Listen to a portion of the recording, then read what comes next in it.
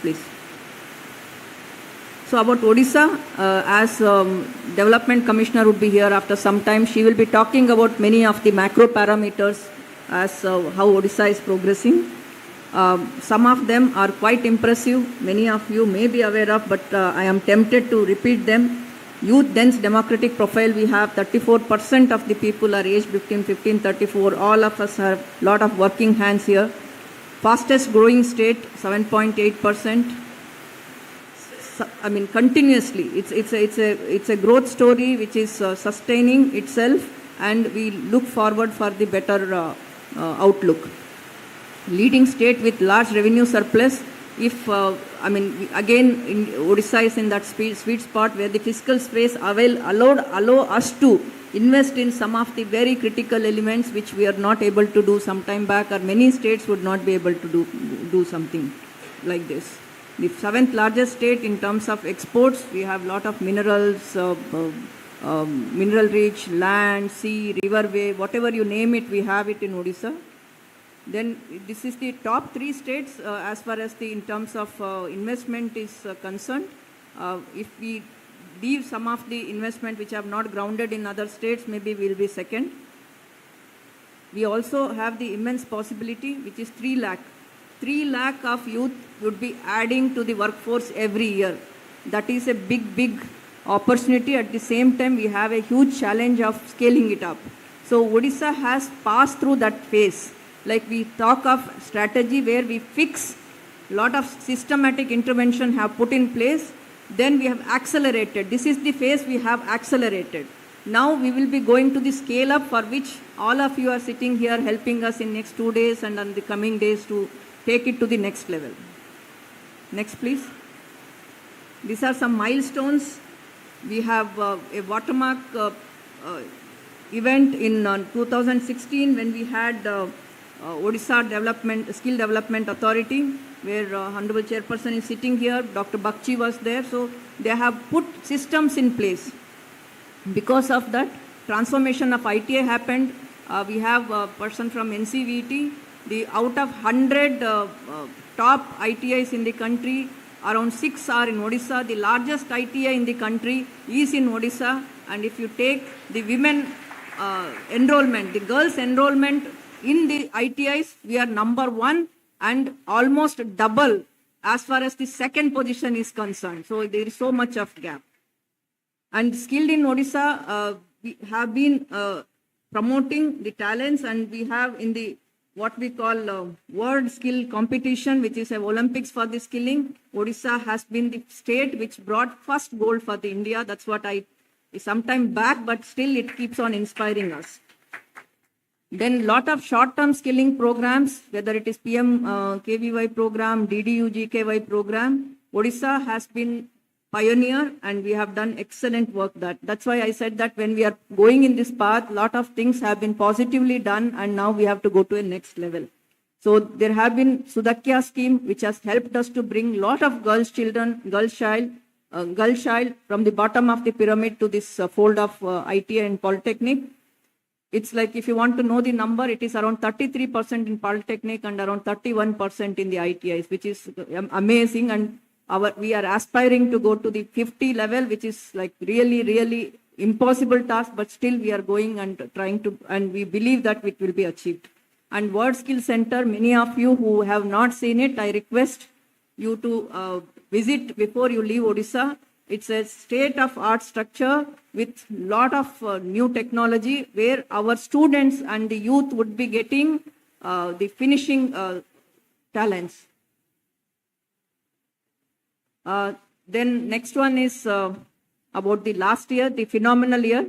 Though I would like to believe that last year, because I and Chairperson joined, but it is not true. It's because of lot of hard work which has been done previously. So as I said, the Sudakya scheme, you can see, I said 33 to 36%. I may be corrected for erring on the right side. Then we have the Polytechnic, ITI, anybody, no vacancies, everything has been filled up. Lot of concerted effort at the district level which has happened, teamwork. Many of our colleagues are also sitting here. ITI, Polytechnic principals are here. Engineering college people are here. VCs are here. So we have opened up more. Every subdivision in Odisha would be having an access to ITI. Every district will have an access to government polytechnic. This is what state has been providing. Instead of just spreading it too many, we are strengthening and making every ITI as a center of excellences, or every polytechnic as a center of excellences. The skill conclave, which had happened last year, this is a smaller version because of various reasons, but this will be with an idea where Odisha will emerge as a thought leaders. All of us together will be able to give that direction for the skilling, which will bring more remuneration for the people who are putting their hard work here. We'll also be able to provide the skill on demand as per the requirement of the industry or the agriculture, whichever skill fields are there. So for that, all the learning or the collective knowledge will help us to take us to the next level. We have a global presence. ITES people with whom we have got the agreement with Singapore. So they will also be here. Maybe we'll be sharing what are the knowledge they have brought in or the technology. We will be doing it with them. The Nua Odisha, we have a separate policy which has come. As I said that we have fixed, we have accelerated now. We have identified which are the problems. Like everybody said that where the problem lies in scaling up. It's about the agility, dynamism of the policies. If you put a straitjacket approach, you will not be able to address the industry need, which is like, it's quite dynamic. So that is how the Nua Odisha policy came in. And thanks to McKinsey, who keeps on telling us that our policy is best in the country. So we strongly believe in that. I hope that you will also believe. Without those beliefs, we'll not be able to actually inspire our team. So I hope that we'll be able to make them understand. This is one of the best kept secret. Again, you can reveal this during these 2 days. So next slide is specifically on Nua Odisha. So the target is to have a scaling 1 lakh students every year, digital skilling. We have already 385 crores which have been in pipeline. We will be getting more if it is required. Then we have 3 years already committed budget and 25% of the budget which will be also invested on the infrastructure. So what we will be going through is not only for industry required, but we can also have the training within the industries. So we can allow every type of, we can curate every type of training program as per the requirement of the various industries. Next, please. So some of the partners we will be having in this Nua Odisha. So we will be having the industries, whether it is the universities, institutions, the partnership can be expanded. And we have incentive to the partners, whether it is reimbursement of the training cost, CapEx, OpEx, incentive to outperforming partners. That means like we differentially treat different partners. If the partner is recruiting or employing, then we can very well take them on a nomination basis and we can work with them, provided they get very remunerative or very good compensating job for our youth. We have a Green Channel Access, a committee which will be discussing on this. There are more things, and there is also a brochure in your dossier, so you can go through that. If anything, next 2 days we'll be working with you. And I would also like to say, if somebody wants to have a separate meeting or with some of our team members, there are institution heads and everybody here. So we have some arrangement here in the 3rd floor. You can have one-to-one meeting also with our people. Next, please. Delivery mechanism. So we have 3 technical universities. Our 3 VCs are also here. Any digital or anything which would like to tie up, they are there. We have engineering colleges, 5 engineering and management colleges under the belt of the government, but we can also work with the private colleges if anything mobilization required to be done from our side. We have 34 polytechnics, 72 ITIs, skill development center. Here I just would like to say this is what we wanted to do. Not what is there is not so important. What we want to do is trainers of practice we would like to take from the industry owned training centers, training in industry premises like shop floor. We can also do that under this policy. sponsored skilling outside the state. Some of the industries or some of the leaders saying that the infrastructure cannot be built in very short period. We would like to take them out and train them and bring them back or engage outside. We are not averse to any of these ideas. All these ideas are considered and they can be taken forward. So before I close, just I would like to say how we are different. The last 24 years, Odisha has been giving so much of priority and the committed leadership, which makes the difference. You can hear Honorable CM at 4:30 yourself. So there has been so much of focus on skill development, as I said, whether it is a resource related or the policy related, every aspects which are related to skilling are given highest priority. That's the reason why we are able to come up with the very robust and agile policies. Then we have a robust delivery mechanism. And when I said that the world is changing and we have to have so many youth who will be doing the different type of jobs, and I was told that there will be only one place from where these people would be coming. And that is again a best kept secret of Odisha. They will be coming from Odisha. So all of you would be helping us. So then industry ready workforce, which we have so many industries coming in and we have a ecosystem which will be able to help all of our partners who will be able to work with us. Thank you so much and thanks for giving me attention, and we will be going to the next session very soon after our chairperson speaks. Thank you so much. Thank you so much, ma'am. With this initiative, of course, we would be providing wings to the dreams and aspirations of the young generation of our state who are ready to be skilled and ready to explore the world. Ladies and gentlemen, now time has arrived that we will release the strategy and action plan for digital skilling. And I would be requesting Mr. Amber Dubey, partner McKinsey, Dr. Chandrasekhar Panda, partner McKinsey, to please come and join our dignitaries present on the dais. And I request our team to please come with a number of copies which are to be released. And ladies and gentlemen, we seek your good wishes, of course, upon the release of strategy and action plan for digital skilling. What a fantastic moment. Thank you so much for your blessings. And thank you for this warm wishes. Congratulations to us, in fact. Thank you so much. I request Mr. Amber Dubey and Dr. Chandrasekhar Panda to please be seated below the dais. So, ladies and gentlemen, now we are ready to go for the next part of this inaugural session. And we have with us Mrs. Alka Mishra, Chairperson, Odisha Skill Development Authority, the driving force behind Skilled in Odisha initiative of the state government. Mrs. Alka Mishra, with an illustrious career spanning years of administrative expertise, brings in a wealth of knowledge and profound understanding of the dynamics driving skill enhancement. So I request all of you to give a round of applause. Let's welcome Chairperson OSDA, Mrs. Alka Mishra.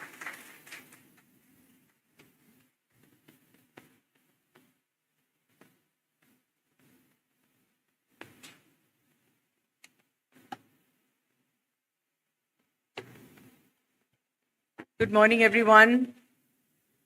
Thank you so much. At least there were a few good mornings. I thought everybody else, all the principals of the ITIs and the polytechnics and everybody from World Skills Center really needs a cup of coffee or something, because Mrs. Padi had the most amazing information on the state of Orissa, and I really couldn't see or hear any claps. So a big round of applause for Mrs. Padi.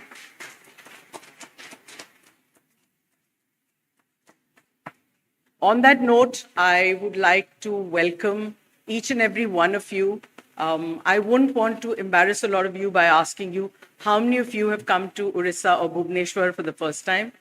I wouldn't want to ask you that you are pleasantly surprised over how wonderful your experience from landing at the airport, looking around and saying, oh, wow, this is a nice place. And then coming to a hotel which is as good as, or maybe even better, than something in another metropolitan city.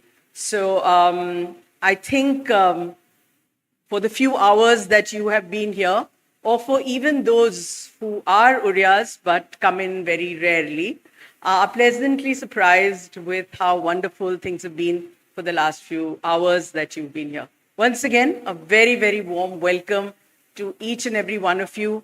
I want to personally thank each one of you for having taken the time to come and be with us for this event.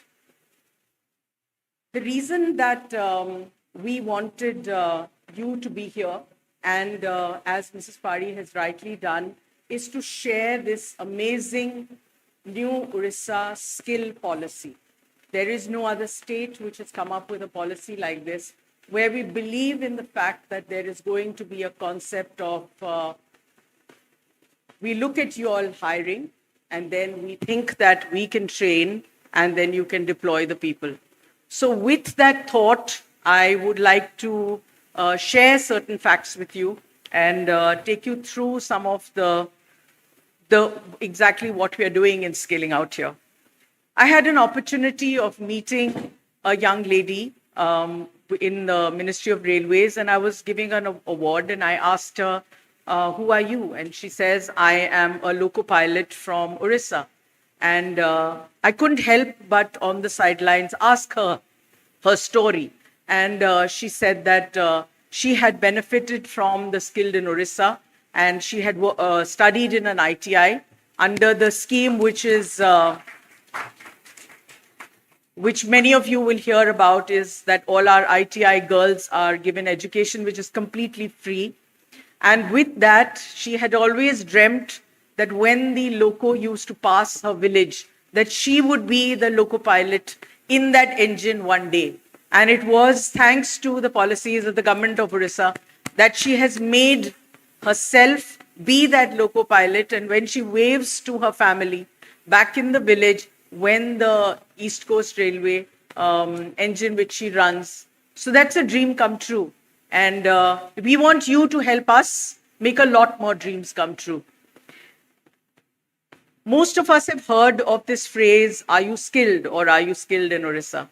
I was the Honorable Chief Minister, who you're going to have the opportunity to listen to, who inspires us and who guides us, who believes in skilling, who believes in growth and employment, here this afternoon. And with him will also be the chairman of the transformation of the state of Odisha, Mr. Pandyan, who will also be speaking to us and who will be sharing his ideas of how he has led some of the transformation in the state. A lot of discussions on transformation and how our GDP of the state of Odisha is higher than that of the national average is because of the investments which are coming into the state. Sometimes when a person is deciding whether should I invest in this state or another, they're basically looking at the financial parameters of that state. And as a student of economics, I can say that with a big smile, that there isn't a single parameter in this state that you can actually wonder, should I be investing in Odisha or should I be investing in any other state? And I think whether it's the GSDP or the financial management, whether it's the industry policy, which our Principal Secretary Industry will come and share with you, I'm quite sure the tick boxes will all be such that you would say, yes, this is the place I want to be and this is the place I want to invest. And with that comes in the fact that you would need manpower. You would want to help the dreams of our youth become true. And here I want to say, if the youth is the eye, then I would leave 3 eyes for something. Siddharth, why don't you sit down, please? 3 eyes which I would want you to kind of leave and say that, why don't we look at? We want to ignite in you the thought that either you partner with us for skills or partner with us to set up something here. So after we ignite the thought in you to make this happen, we want you to give us ideas and we will do the implementation. So what we are saying is that we have a policy. Normally it's policies which pull us down sometimes, but as Mrs. Padi has just explained, we have the most amazing skill policy. Do spend time going through it and see how we can partner with you all. So we would like to partner with you, and then we would come up with an implementation plan.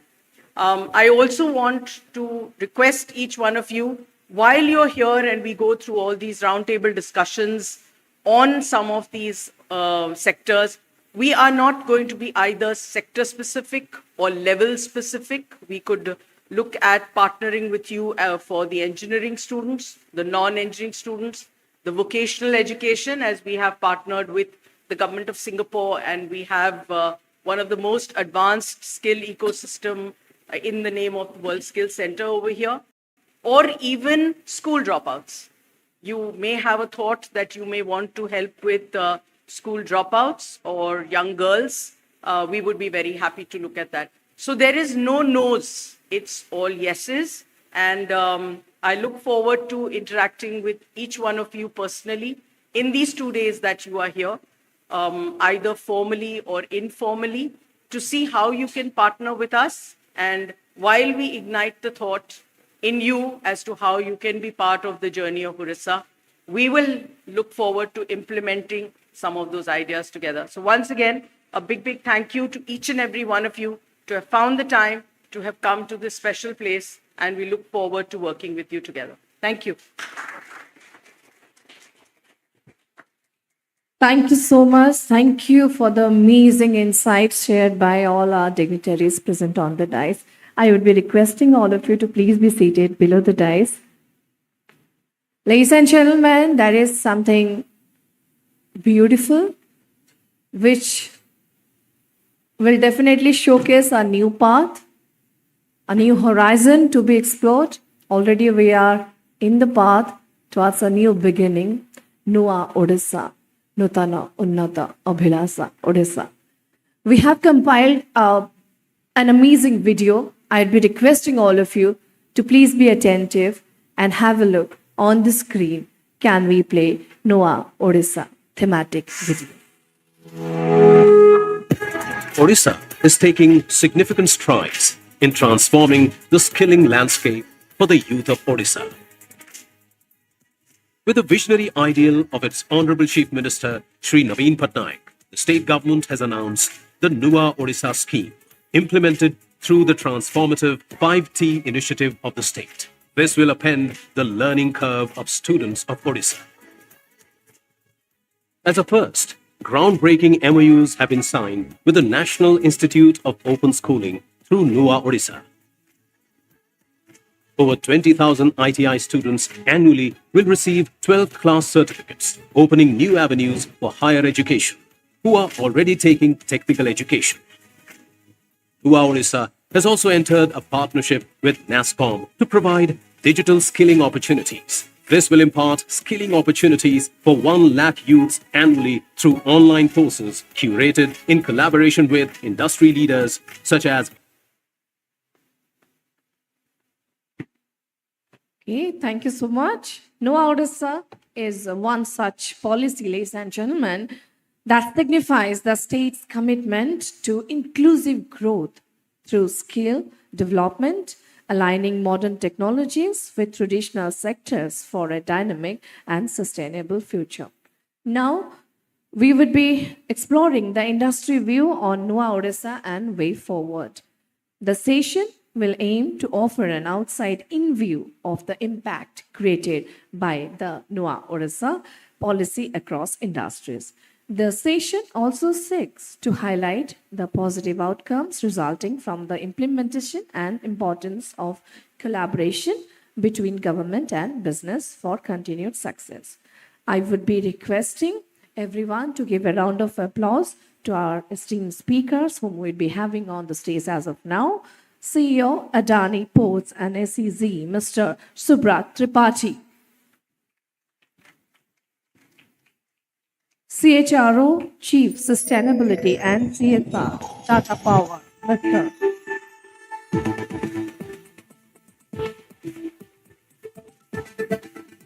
Tiwari, and co-founder, Settlement, Mr. Anand Prabhu Desai.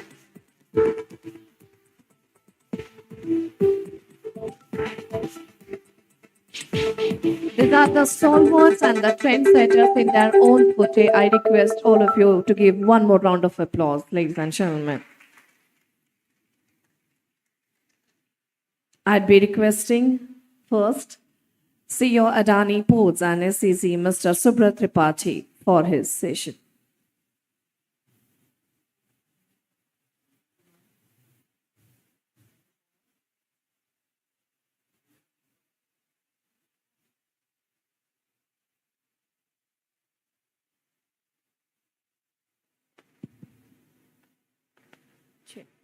Check.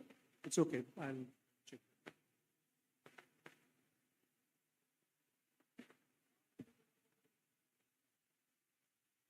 बहुत बहुत धन्यवाद. Namaskar. A very warm good morning to all of you.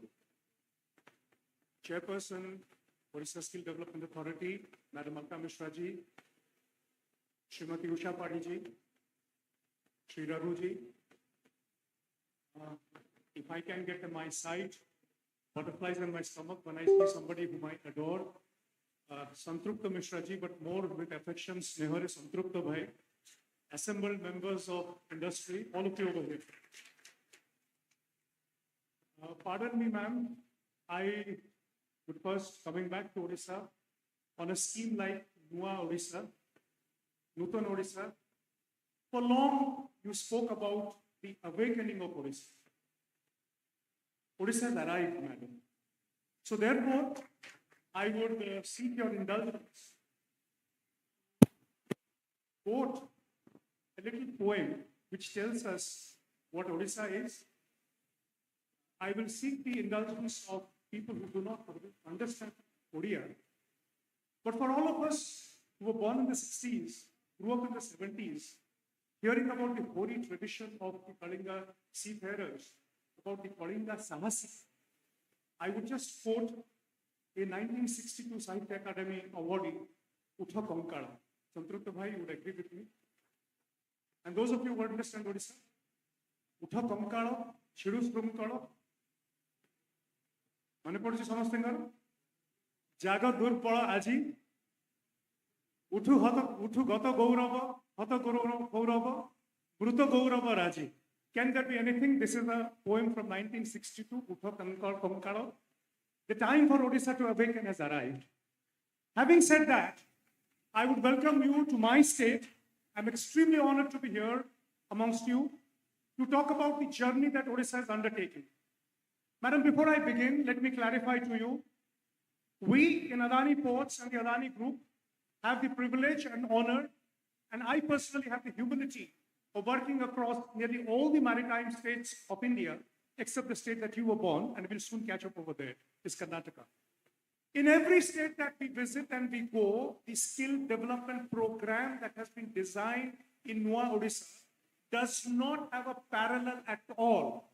To those of you who suspect that if this is the best or not, in Gujarat, where we lead the Mundra port, India's unique port, and where we very humbly say that 25 years we have contributed to making India one of the best port cities in the world, and it's truly India's best port.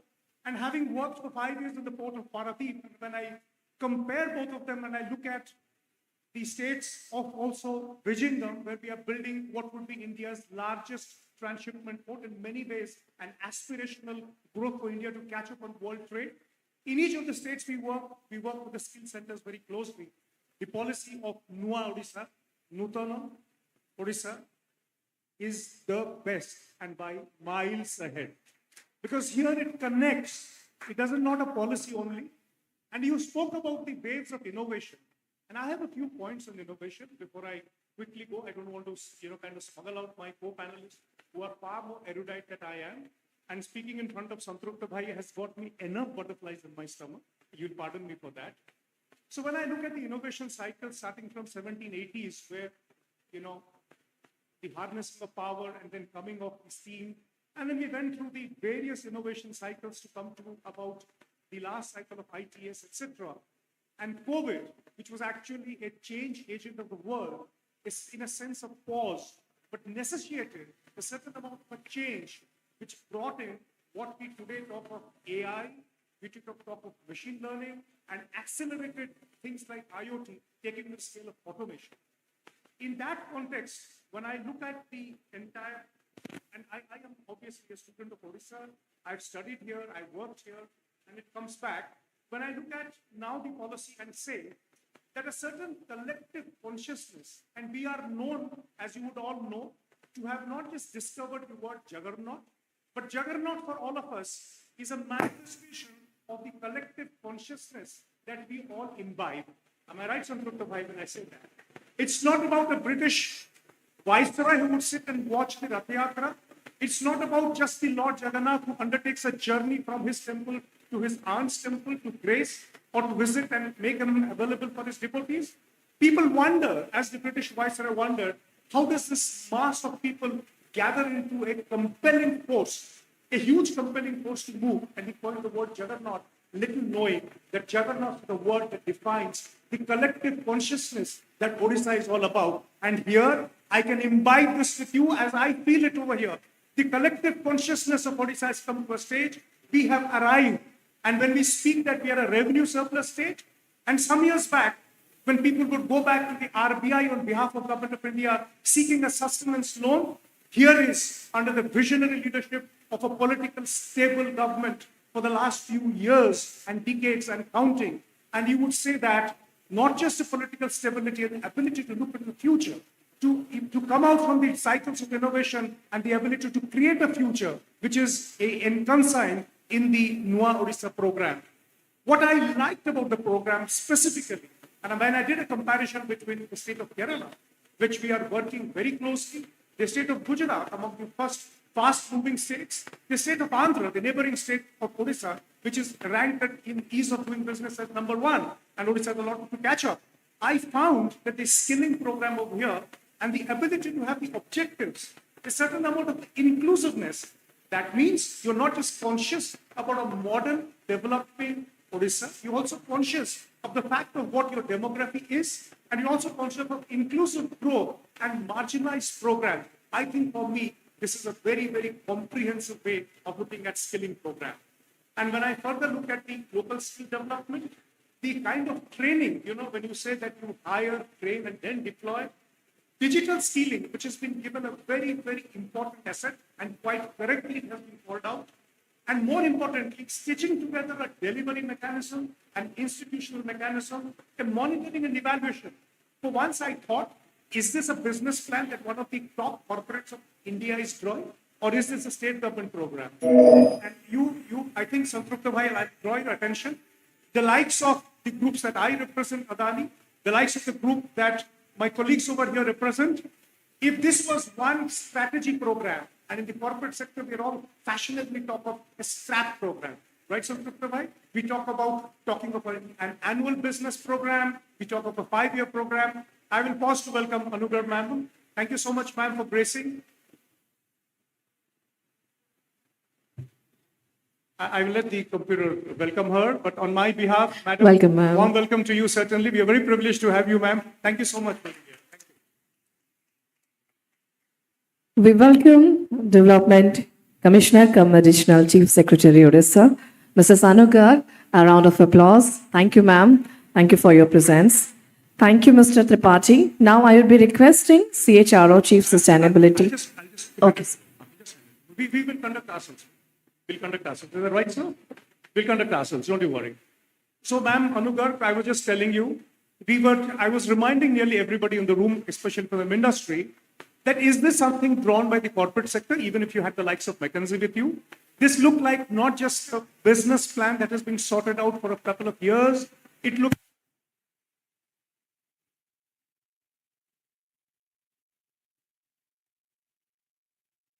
it has arrived, and the gravity of the room, which was already skewed, has changed into one table. I see Mr. Raghu feeling very alone amongst very, very admirable women over there. Having said so, this is the Nua Odisha. Give them a big hand, please. My 2 words beside that, and I will come back after my co-panelists have spoken, and when I look at the state, where could the call out? And I'm a very ardent student of economics, working in the port sector and looking at the group of Adani. I personally feel that a couple of things, being a revenue surplus state, that what is it that we could do? Our export strategy needs, and the skilling program has to be worked around that. Because both with the 480 kilometer coastline for us. Three wonderful ports in the port of Paradeep, which incidentally is the single largest by volume port of India today in the government sector. And in the month of January, it has beaten Mundra. That gives me a kind of a mixed delight. My old port and my present port compete with each other complementarily. The export strategy would certainly change to make us a hub for an export-related economy, something that we haven't focused much. Now, with the coming of the PCPI in Paradeep, the necessity is to harness a coastal development in the years to come. And a coastal development means looking out a coastal economic development around the port. Paradeep is well saturated, what with becoming a hub for petrochemicals, steel. We would now look to new developments around Dhamra and Gopalpur. And to that extent, we, on behalf of the Adani Group, would like to associate with the government of Odisha in harnessing the skill development, so that not just you are skilled in Odisha, you are skilled and employed in Odisha. We would like to, and I will come back with a specific program where the new industries that are coming, the new age industries, especially where tech, digital, and a cutting edge, also regarding logistics is required, and the fact that India's aspiration to become a 10 trillion economy is based on certain states such as Odisha, which is a gateway to the natural east. When we do that, before I pause and hand over to my colleagues, and I'll come back again, an export strategy, an agricultural strategy, and the fact that we are a maritime economy of the past and have a maritime future, we would also like to harness maritime exports. An organization like MPDA, which sits in Cochin, we haven't, to my mind, harnessed the ability of our maritime and marine exports out of Odisha. These are things that should connect us, and the skilling program, which I found is very strongly industry specific around steel, aluminium, also about new age technology and the educational sector, could think about an export sector, because that is where a change of the economy would come. When I pause and hand over, I'm kind of tempted to quote from two authors. One, an Indian who was born here, came back to India, an era of darkness that he wrote about, was not looked well, came back in 1990s, V.S. Naipaul, to say, a land of million mutinies, a land of million possibilities await us today in the state of Odisha. If tomorrow India leads, Odisha will be the harbinger. And I don't say because I am an hatta khatta Odia poor. I say so because I see around the country, I see economies believing. I see the World Global Maritime Summit, which I attend very humbly. I see that the seed that is planted over here, where can Odisha rise to? And there's no reason that in the pantheon of states that we have, Odisha's stand should be very, very, because if India reclaims its stand, so does Odisha accordingly. And as I pass over, I will pass to my audience by saying, it was the Nobel laureate Rostov who said of the 6 stages of growth. And one of these stages, he's talked about a takeoff. It's not about just takeoff. We are now coming to between takeoff and a state of maturity. Though Rostov was, not very well looked after for a Western model, but on a Rostovian terms, Odisha has taken off. The winds are no longer headwinds. There is an adequate brush of tailwinds. And in the marine language, we have caught the wind in the sail. Hark ahead. So, oh captain, my captain, lead ahead. I'll pause for a while. Well, let me go next. It is a very tough act to follow Subrat, and the very erudite Subrat and very passionate one. So it's a tough act. I have a much more plain presentation to follow, so please bear with me.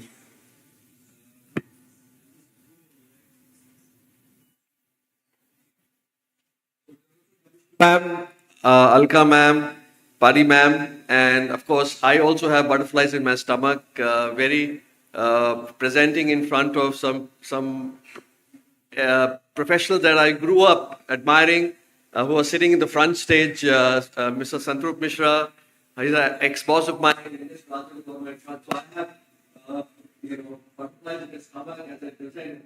I just first thank you very much for inviting us here. I do stand here as representing my company Tata Power, but also largely as the group of Tatas. And we come here and we say that, look, this is the land which is a land of promise. We are already here. We are working in multiple businesses. We, as Tata Power, we distribute electricity, but also we find that it is one of the most progressive states that we find when we work here. And again, some glimpses that we already seen, and we are seeing that, look, this is as forward-looking as it can get. Now, one clear thing is that thank you very much. I think in the spirit of inviting us, what we believe is the Nua structure of inviting industry. And I think that is something that we are so happy with, that we are involved in, our voices heard, and I think in a very structured, progressive manner. So it's a very humble attempt to just look at a glimpse of how we are looking at it, and perhaps the direction forward, that how we believe in some of the skilling systems are evolving from an industry point of view. I will take the lens of green skilling because this is the industry I present, and I think we perhaps want to look at nudge and also see the government to see that this is the way forward in some of those skilling areas. So just moving forward, I think I don't want to spend a lot of time. I think a lot has been said, but I think we are very impressed with the structure of Nua. I think the big part that we believe here is about the forward-looking dimension of it, how metric and how assessment-based structured programs are there. And I think what we got to hear that the programs are set, now it is the takeoff stage and how do we make it scalability. And that's where I think the industry will come in. Coming to what our expectations, and again, this is largely a slide which is humbly put as a direction forward, is how we look at how, if we were to look at what could be looking at expectations from such a structure, given our experience when we talk about it, and again, we as a House of Tatas, we've been in the skilling ecosystem for many years, the most piece of the linkages are very important. And again, we talk about the demand side, which is the industry, but also when we talk about is the course contents. Now, duration of it is a very key part of it. And again, in our experience, some of the stuff that we find which has the highest impact, interest and execution on the ground are shorter courses. So for example, we have a course in solar installation, and it's a 2-week course. It is a hit course, and in 2 weeks' time, somebody has the first step to not only employment, entrepreneurship, and of course, self-sustenance. So we are increasingly finding that how can we modularize it, and make the thing shorter, because anyway, if you're taking long duration courses, taking people away from their, livelihoods and stuff like that is difficult. The other thing that we talk about it is a partnership in the demand side as well. Now, this is a key large stage execution piece that we want to suggest is that a partnership is very important in the last mile, because we see that, look, end of the day, everybody comes to a skilling program looking for employment. And if that last mile cookie crumbles, the entire value chain goes away. And how are we partnering? And I think that's a key part. Then the third piece that we look at is development of COEs. And I think we talk a lot of this, on the Nua program. But what we suggest is give the leadership to the industry. It will keep them in it. It will give the latest contemporary industry standards, and I think they should own and run with it. The other thing is about one key thing, this is an experience of executing large-scale skilling issues on the ground, is the capability of the trainer. Now we see that increasingly across the country, and especially in Odisha, the infrastructure is really very good. And I think we are finding that increasingly, even in the districts that we work, the quality of infra is good. One suggestion that we want to have is the quality of trainers. Now, this is not really an Odisha-specific comment. It's a pan-India comment. The experience that you get is the trainer. So trainer quality assessment, feedback, and their interface with the industry is very, very important. Now, last but not the least, I think we wanted to, in our experience, to see is there a nodal agency? And I'm sure the document has it, and I think there is a need. How can we work with the nodal agency in terms of creating what are the forward-looking skills? And that is a structured exercise, and I'm sure the Nua scheme, the data document has it.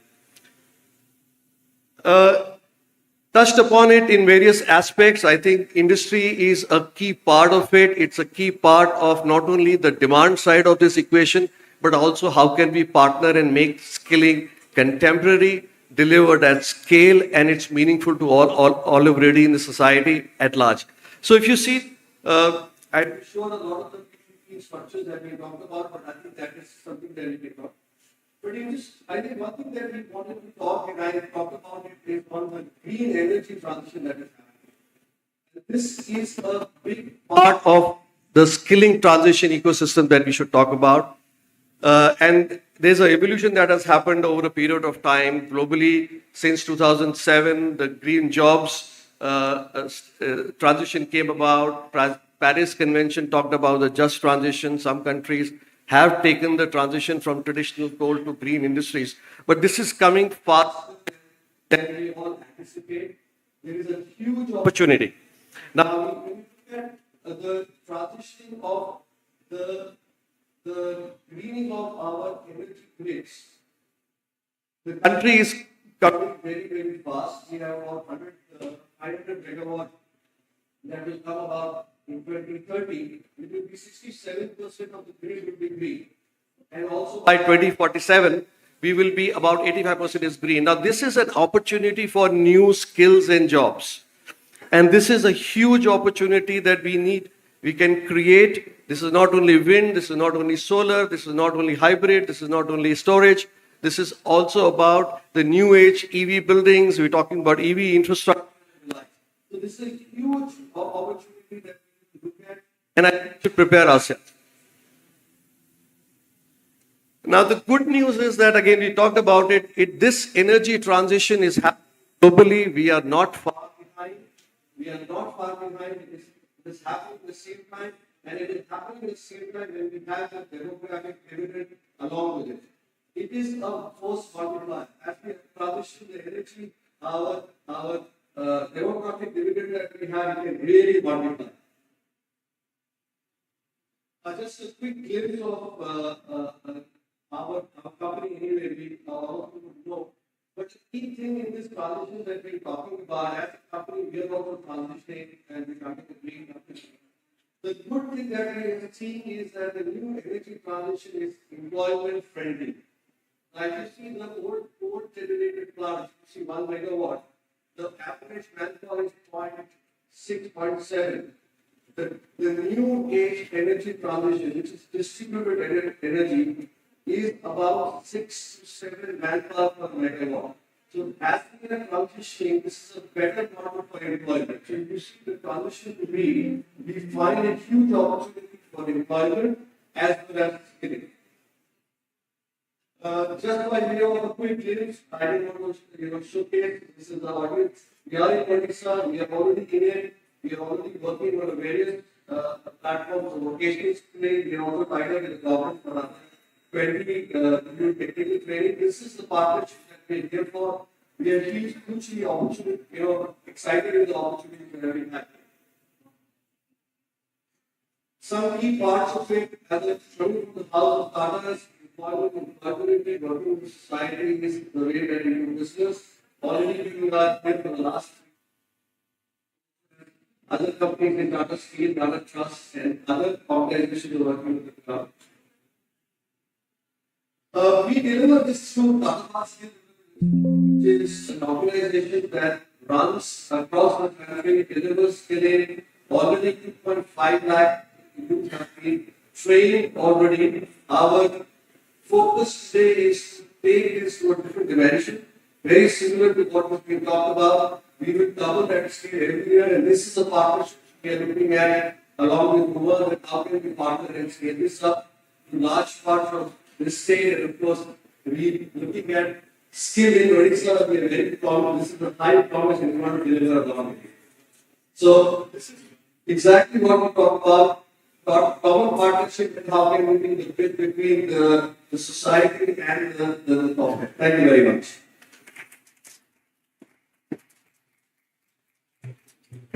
Thank you, Mr. Tiwari. I will be requesting co-founder Turtle Main, Mr. Anand Prabhu Desai, for his speech. Hello. Hello. Can you guys hear me? Okay. Can I have the presentation up, please?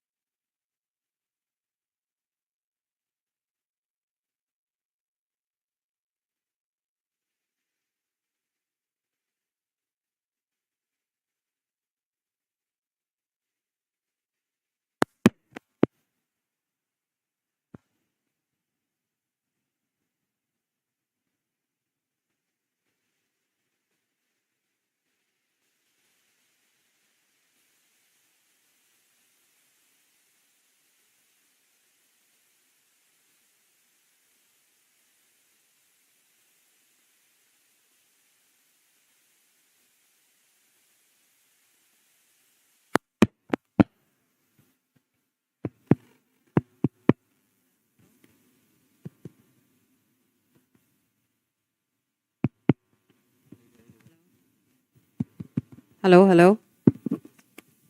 Hello. So, very good morning to everyone. Thank you to the Government of Odisha, the Skills Council, for inviting me. And I look forward to having a great time here. And, like ma'am mentioned earlier, Odisha is really a best kept secret. This is my first time to Bhubaneswar, actually, at least as an adult. And now I think I can go to Konark and really appreciate the temples out there. I came here as a child, and I'm really excited to be here. I am the co-founder of Turtle Mint. It's an insurance technology startup, and I'm going to talk to you guys a little bit about upskilling that Odisha can do to build financial sector entrepreneurs. We understand a little bit about that. So just a quick background. Turtle Mint may be new to a lot of you. So we are India's largest insurance distribution platform. We have 3.5 lakh advisors all over the country. It's a technology-based model. So all our advisors are equipped with a mobile app, and they distribute insurance and many other financial products. This technology is made in India, and now we're also exporting it to other markets, to the Middle East, to Southeast Asia, and so on. And we are present in 17,000 PIN codes all over the country. So practically every part of the country we are present. In Odisha, we have 20,000 licensed and trained advisors working on our platform. And I'm pretty proud to say that over the last year, close to 50 crores worth of insurance premiums were distributed in Odisha by our advisors. So we already have significant presence, though it's my first visit here. Just want to talk a little bit about the insurance market, what it's like, how it's been growing, and so on. So we are the world's 6th largest market, right? 10 lakh crores of insurance premiums are being written in the country every year. The market doubled over the last 8 years. And not just that it's been growing fast, but as a percentage of the GDP also, it's taking a larger share. So it was about 3.5% 8 years ago, and now it's almost close to 5%. So it's a very large part of the economy. And believe me, this is just the beginning. So the insurance regulator, which is IRDAI, which is actually headed by a native of Odisha, the chairman, Mr. Debashish Panda, has announced that the government wants to make sure that every Indian is insured with all the basic covers that are needed, which is basically life insurance, health insurance, and property insurance, right? So there's an ambitious agenda of the government. And also looking at the growth in GDP that we will see over the next 15, 20 years in India, this sector is going to grow by a whopping 14 times from where it is today. So we'll have close to 147 lakh crores, almost $2 trillion worth of insurance premiums being written in the country annually in about 20 years from now. So huge opportunity. And this demand for insurance is also going to create a huge need for skilled financial advisors. Almost 1 crore plus of financial advisors will need to be created. And I'd like to add that these are aspirational jobs for people. These are white-collar jobs. You're advising, you're helping out, people in your community with important financial decisions. And somebody with even a 12th grade education can get into this sector, start earning 30 to 50,000 rupees in a matter of a few years. And the earning potential is limitless. So these are high-quality jobs which can be created at a mass scale. So initiatives like Nua Odisha, I believe, are the right steps in this direction, bringing together, the private sector, skills which are in technical knowledge, in execution speed, in ability to do things efficiently, and the ability of the government to deliver massive scale and last mile reach. So we'd like to congratulate the state of Odisha for this fantastic initiative, one of its kind, and we are very keen to participate as well as part of this mission. So let me talk a little bit about, how this can happen, how we could do this. And I'd like to propose that we create 1 lakh new age financial advisors in the state, delivered in the local language, Odia, as well as English, Hindi, and other languages. And what I believe is that the workforce for distributing these types of products already exists, right?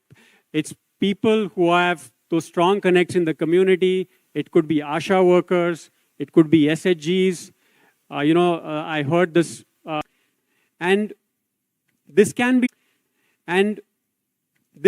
done only through the use of technology, right? So we have the capability to deliver mobile-based training so that somebody in the remotest part of the state can be trained on these skills. Also, a vast library of content. We already have 8,000 plus pieces of content on financial education, and we can create more by working with the need in terms of their skilling requirements, as well as their requirements in terms of generating more income. And mobile technology also ensures that the learning is continuous. With financial products, there's always new products coming in the market every few months, and therefore the skills of the individual have to be constantly upgraded. This can be done in a much more efficient manner, and there are ways to ensure that the quality, the assessments are happening in a timely manner so that the quality is maintained. So just training is not enough. We have to go beyond skilling, and we need to figure out how to empower the trainees to start their small-scale businesses in this field, how to run them, and how to grow them. And again, this can be done, all of this can be done using app-based technologies. Support can be provided for obtaining regulatory licensing. A digital catalog of products can be made available to the sellers so that they can sell using an app. And they can be empowered with sales and marketing tools to help them run their business in a digital sort of model. Is that my time up, buzzer? Yeah, I'll just quickly end you with a case study, and this is not impossible. This has been done. This case study is with India Post Payments Bank, where we worked with them to train close to 1 lakh postmen in a matter of 24 months. So they were trained and they were licensed as sellers of insurance products. So they passed an exam and got a license. And over the last 24 months, they've distributed close to 45 lakh policies and reached door to door, like literally in remote parts of the country. They are an important organ of the government to take its various low-cost insurance programs to the last person in the smallest of towns and villages. And this skilling can be done at less than 1,000 rupees, per person. So it's really cost effective. It can achieve a lot of scale. And so on that note, I would like to, congratulate again the state of Odisha for this wonderful program and look forward to being an active member and participant in this. Thank you very much. Thank you. Thank you so much for this realistic case study and, of course, the amazing insights shared by our esteemed speakers. I would be requesting Chairperson OSTA, Mrs. Alka Mishra, to please come on the dais and to felicitate our 3 passionate speakers of this session. And, of course, a round of applause from all of you.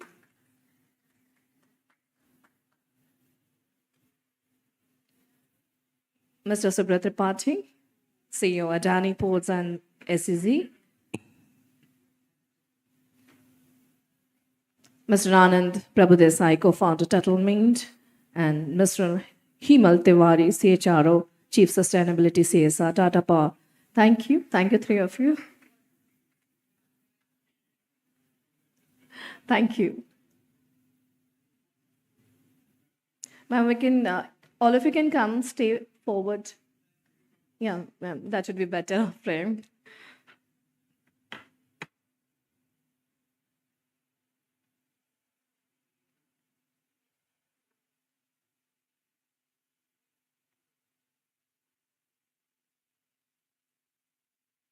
Thank you so much. Well, this is an opportunity for all the MCs to introduce such amazing personality who would be our next speaker.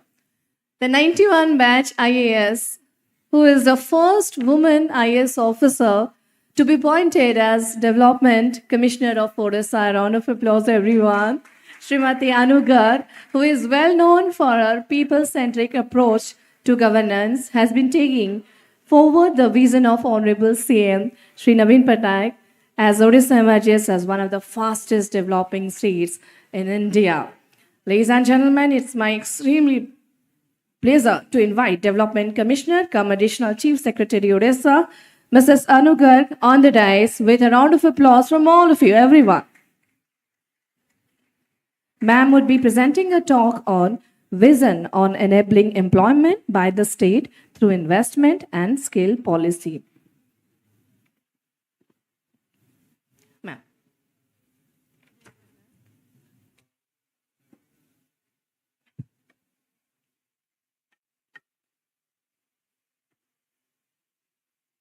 Chairman OSDA, representatives from the industry, ladies and gentlemen. I'm really very, very excited to be here today. And if the trailer, which I saw, was any indication, then I'm really looking forward to the full picture. It was so exciting to hear from Turtle Mint about 1 lakh financial advisors. So the possibilities that are being thrown up are so huge that I think it is just very, very exciting for all of us sitting here. Friends, I have been now in the state for more than 33 years, and I have seen the changes, the transformation that is happening. And I would like to share with you that as a young ADM and SDM, when I had gone to a district called Kalahandi, it was such an eye-opening experience for me, because at that time, I don't know how many of you are aware, there used to be starvation deaths, sale of children. People would invariably wait for the rain. That was the only way their crops would survive. And basically, it was a picture of abject poverty. And now, that same Kalahandi exports rice to the world,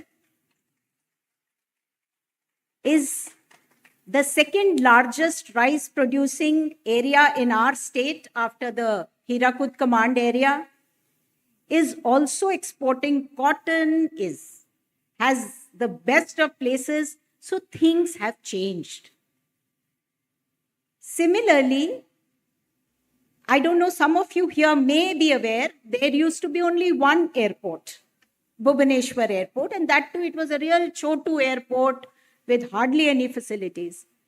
But today, we have airports, not just Bhubaneswar has grown, but in Rourkela, Jharsuguda, in Jaipur, and also Malkangiri, which is one of our most remote districts. So somebody mentioned about how the tagline of Odisha is India's best kept secret. I think the time has come to unravel that secret. And let me do a little bit of that for you today. On a macroeconomy level, today Odisha is a $100 billion economy. In rupee terms, 8.32 lakh crores. And from a budget point of view, the annual budget 20 years back, it used to be around 11,500 crores for the entire state. Today, it is 2.55 lakh crores. And we are hopeful that we will continue to increase it. Even multi-dimensional poverty index, which Niti Aayog comes up with, I don't know how many of you are aware, but Odisha used to be routinely tagged with the Bimaru states. It was always known for its poverty, for its backwardness, starvation deaths. No more. It is not tagged at all. In fact, it has been able to bring out 66 lakh people out of this multidimensional poverty trap. And we are very hopeful that we have moved from 29% poverty line to 15%, and we will only go down further. In industry, we were always blessed, but there was what we call the resource curse. No more. We traditionally had only mineral-based industries. But today, you will be happy to know that not only are these mineral-based industries expanding, which is very good, but we are also getting many more. So the range of industries, the types of industries has increased. We now have aerospace and defense, we have food processing, technical textiles, EV and EV components, IT industries. In fact, in IT, everyone you can think of is now our partner. And the latest to join the bandwagon was Cognizant, which was this month itself. Apart from that, we are getting these new age industries as well.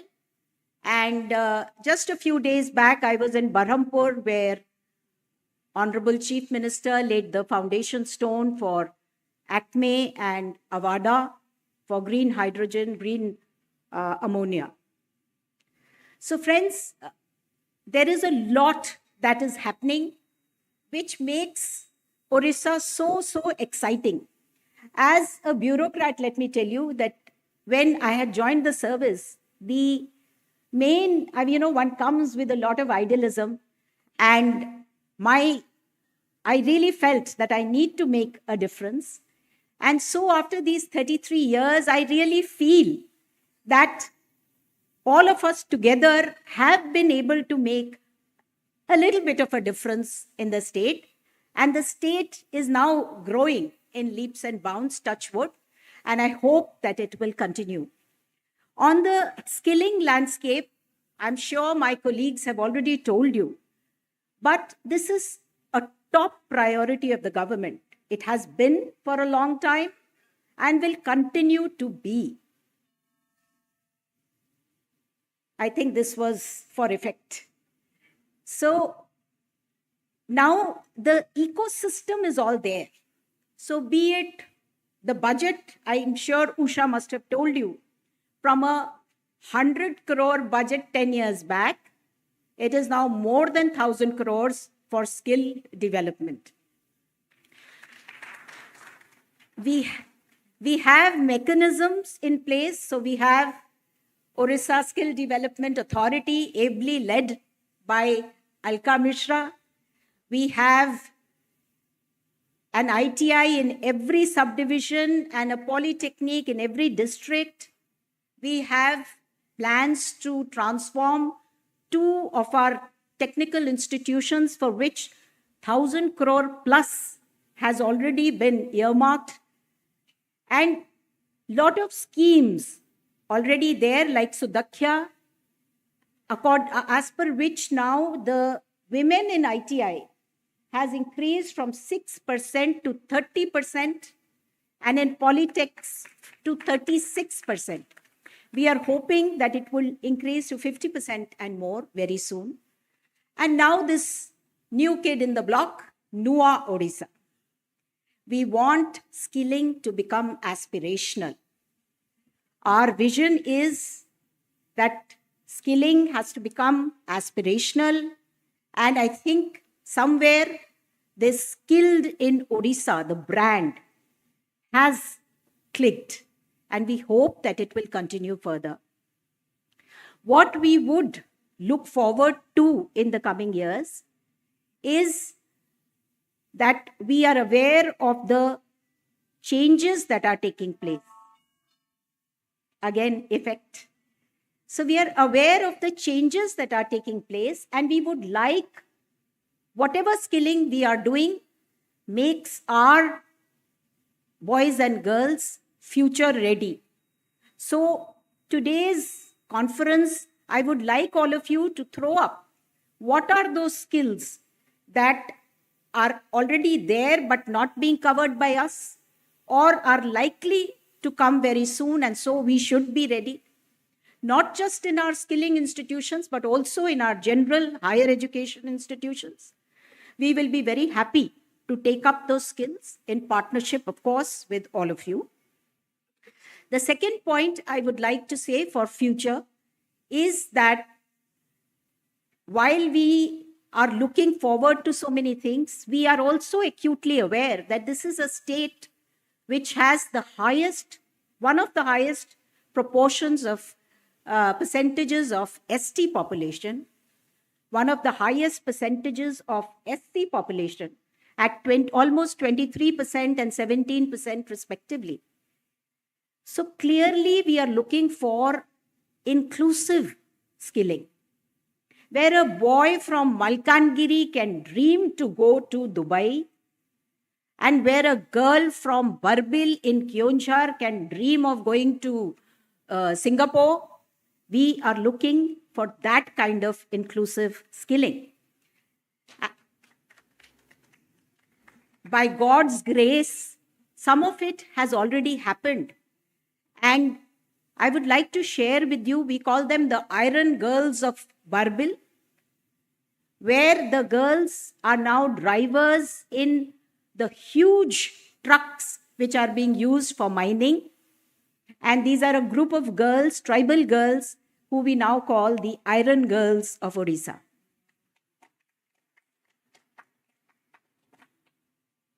Gentlemen, ladies, we are very keen that today's discussion and tomorrow's leads to many, many more such ideas. I was noting with a lot of interest that each of the session ends with a bullet. There is the last bullet is key asks from state government to catalyze skill development and employment generation. So, ladies and gentlemen, ask away. We are ready to take on your suggestions. In fact, we very keenly look forward to your suggestions, and so that we can take it forward. The OSDA has already entered into a lot of partnerships. I'm told they are entering into a lot more MOUs. I think that is the way to go. It is part of our 5T principles as well, where we give a lot of emphasis to teamwork leading to transformation, 2 of the T's in the 5T. And just recently, we had gone to the US as part of a government team and met with Berkeley, the University of Berkeley. And the idea was to, again, have a partnership with universities like that for identifying areas of futuristic type of skills that would be required, and to be able to then get their expertise to be able to take it forward. So we have entered into an MOU with Berkeley. We will be looking for similar such partnerships. Finally, I would like to say that as outcomes of this 2-day workshop, we are hoping that we will be able to ignite more partnerships, like Turtle Mint mentioned about the masters being used or the 1 lakh financial advisors. Like that, we will be able to ignite, that you will be able to identify priorities, where we should be going. And then it is for us to implement. So the 3 I's, we ignite, we identify, and then we implement. Thank you. Thank you, ma'am. I'd be requesting you to please stay here for a moment, and I'd be requesting Chairperson OSTA, Srimati Alka Mishra, to felicitate Anu ma'am. And of course, with a round of applause, everyone, thank you, ma'am, for this inspiring, motivating, as well as educating set of words in the form of your speech.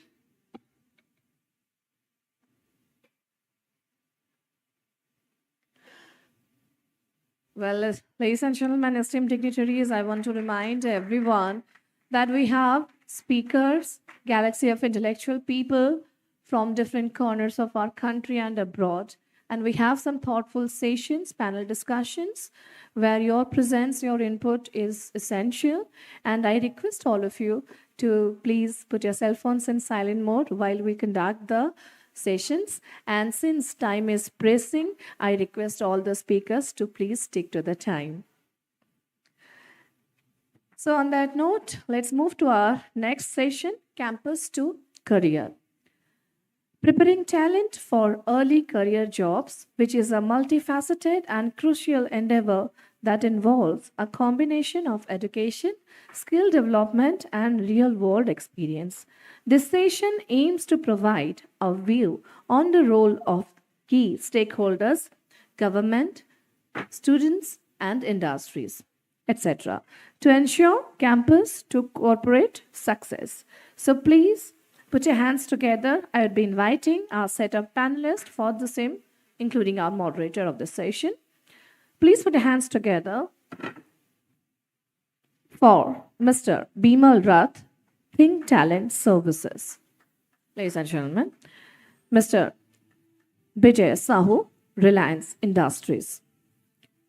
Mr. Chandrasekhar Chavan, Ultratech Cement. Mr. Mohan Sitaram, Shadowfax. Professor Mrs. Rajita Kulkarni, Sri Sri University. And this session will be moderated by Mr. Anando Roop Ghosh from Deloitte. Please put your hands together.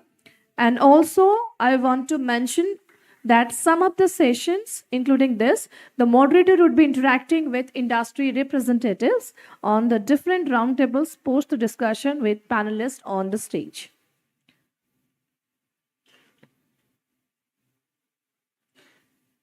And the topics which would be covered, those are critical skills required for transitioning from campus to corporate, technical as well as behavioral, key requirements from Odisha's youth to be job ready, industry review on innovative strategies that can prepare youth for career success. Console, check. Should be okay.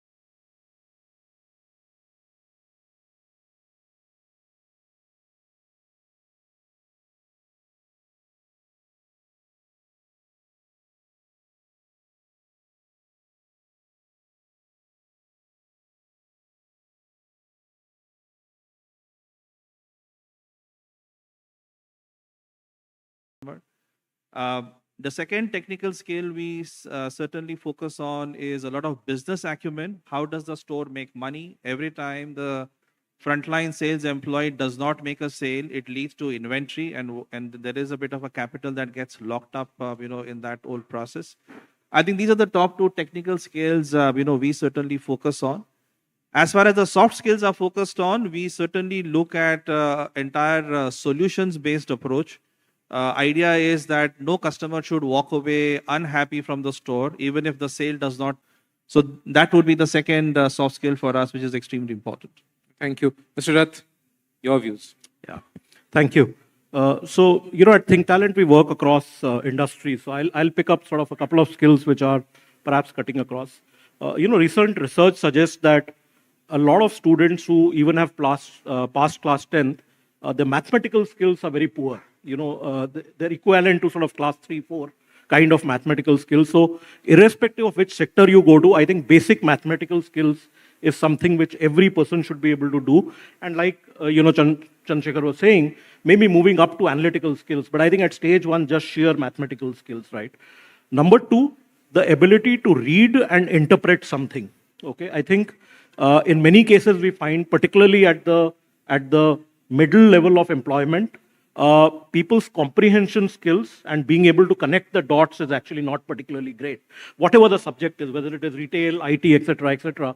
So I would say that that's the other skill, that are you able to read something, comprehend and make meaning out of it, is a very, very critical one. And the final one I would say is the ability to have a meaningful conversation. Okay, and the reason I put that as a very critical soft skill is that only through conversations can you find solutions, whether it is with a customer, whether it is with a peer, whether it is, and earlier there was discussion about collaboration. So value creation, I would say, through these three very particular skills. So mathematical skills, interpretation skills, and connecting the dot skills, and finally, the ability to have a conversation. I think those are the three critical ones. Thank you. Mr. Zahu.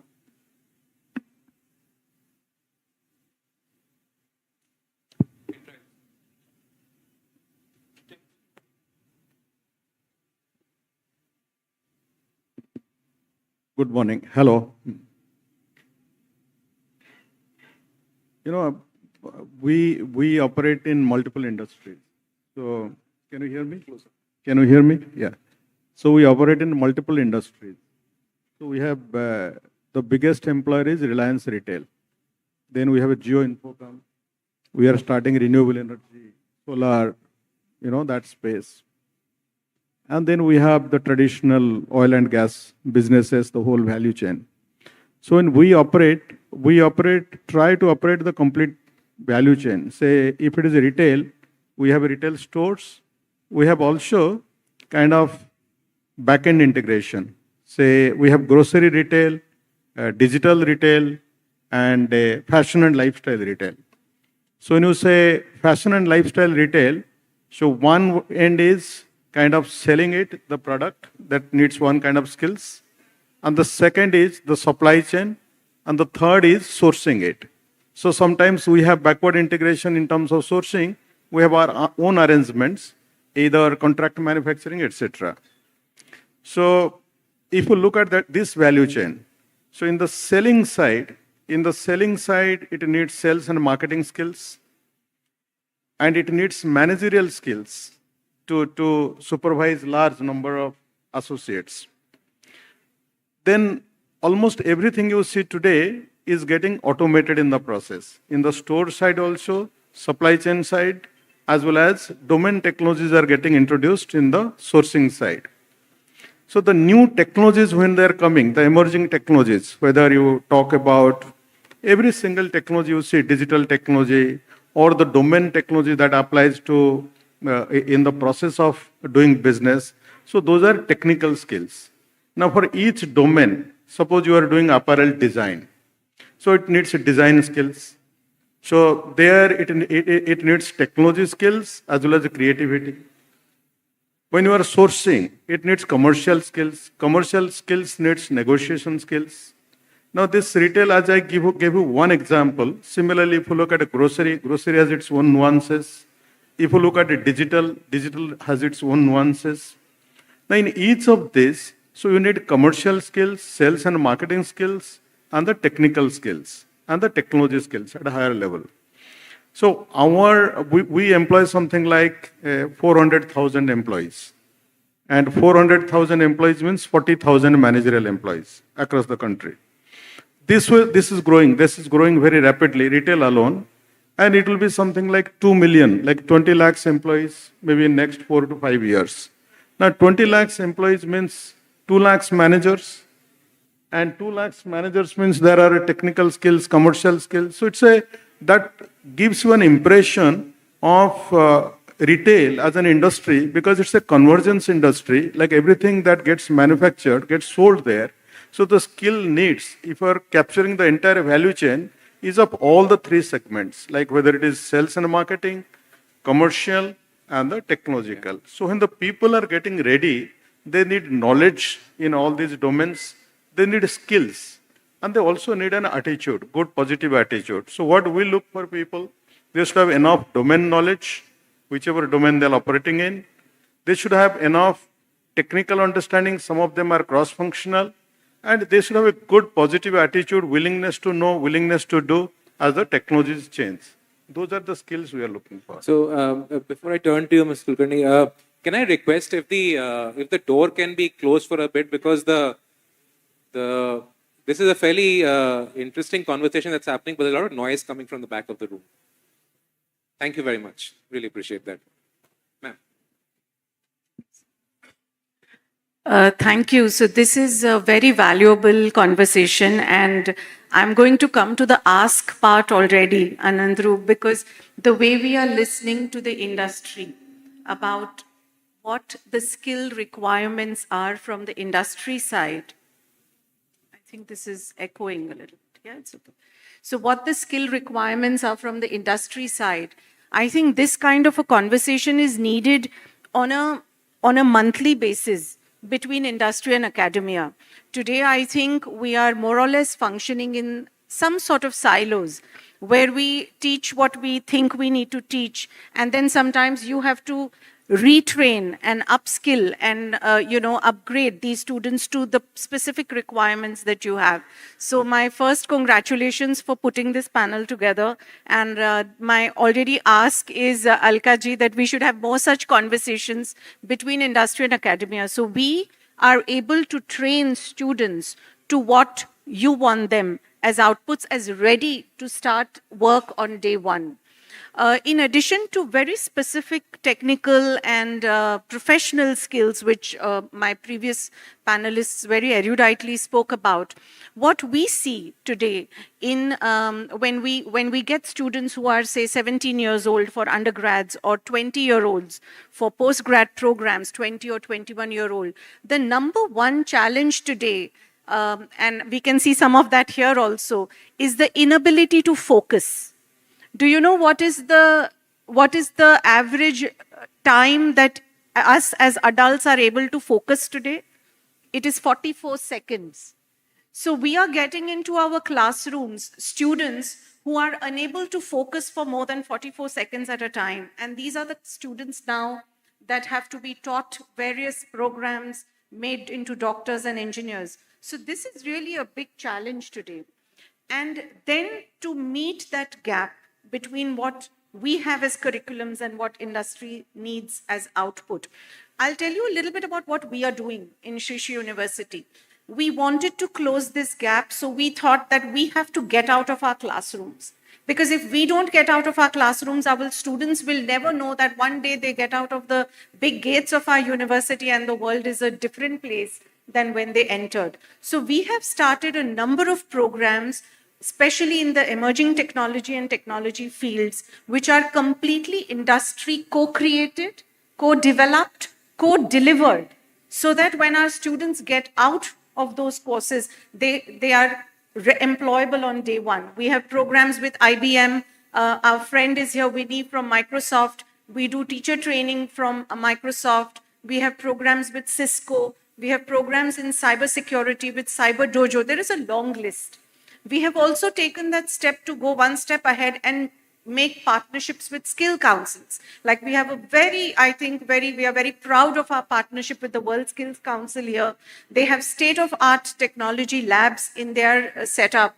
And our students have access to that. Their students have access to our labs. So with this partnership, you're opening up a new world to the students before they get out of their classrooms. We have a partnership with NSDC. The previous speaker said there is someone from NCVET here. We are soon hoping to become an NCVET awarding agency. What I'm saying that the skills required industry partners and captains are here to tell us. What we need to do as academia and industry together is to see how we can get closer to each other to bridge that gap. You know, Anand, we started in Odisha. The Art of Living Foundation, to whom Sri Sri University belongs, has a big vertical for free education. In India, we have about 1,200 schools which give free education to about 90,000 children, and 17,000 out of those are in schools, in about 250 schools in Odisha. So 250 schools we are running free, which give free education to first generation literates. What Anuji was saying before this, really starting at the grassroots level to develop literacy and skill through partnership. So I'll talk more, but this has been our approach. Sure. Chairperson, ma'am, you actually hit the bullseye. This is the first time in my life I've landed in Bhubaneswar. I also resonate that I've not stopped feeling wow from the time I've landed. You live in a fantastic state. Congrats. Coming back to responding to the skill, I'm not trivializing anything my co-panelists said, but in my mind, more than any skill, it is just the mindset. We have been talking. I worked for almost 12 years at Mindtree. We continue to talk about job readiness. At the same breath, we continue to talk that there's shortage of skill. Then I worked for a product company for 6 years, the same thing. Now I work for a logistics company, it is again the same thing. So it is not the flavor of season, it has become the regular affair to talk about job readiness, at the same breath talk about, shortage of skills. So I think in my mind, I'm not taking away any of that, all that is true, but it is just a mindset. You just need to tell people, dude, you are job ready. If he thinks he's job ready, and the companies, all of us are sitting here with this many years of experience, I'm sure you think of people who have done so great, their resumes probably don't speak about it. Someone took a leap of faith and it changed the world. So, I'm just quoting an example. When I joined a logistics company, I was told this is not meant for women. Sort center, women can't work. I said, who are we to decide? So I went and hired only women from all colleges and put them in the sort centers. Today, across the country, every sort center is managed by a woman. And she thinks she can manage, and she's managing the show. So, it is more a mindset that he or she is job ready. And what I request is skilled at Odisha kind of institutions, just to tell them that you are ready. And trust us, the industry will take a leap of faith and we'll get them ready. जो skill extra चाहिए हम सिखा देंगे, वो कुछ बड़ी बात नहीं है. Thank you. Thank you very much. And that's what I was saying, that this is an interesting conversation, because one of the things I noticed out of whatever all of you said was the fact that most of you highlighted the softer skills in this entire thing. There was some smattering of technical skills, or commercial skills, but largely it was about, like you talked about, mathematics as a skill, negotiation, communication, those are the... Now the problem is, and to your point, that when we train for hard skills. We don't train for soft skills. We expect soft skills to be a byproduct of that entire process. And to your point, ma'am, on the 44-second focus, if I can request all of you in 44 to 60 seconds, talk a little bit about what do you think should change in the skill development programs to particularly build soft skills. And I'll start with you if you don't mind. Sure. No, I think this is a great platform to start. We are building alliances.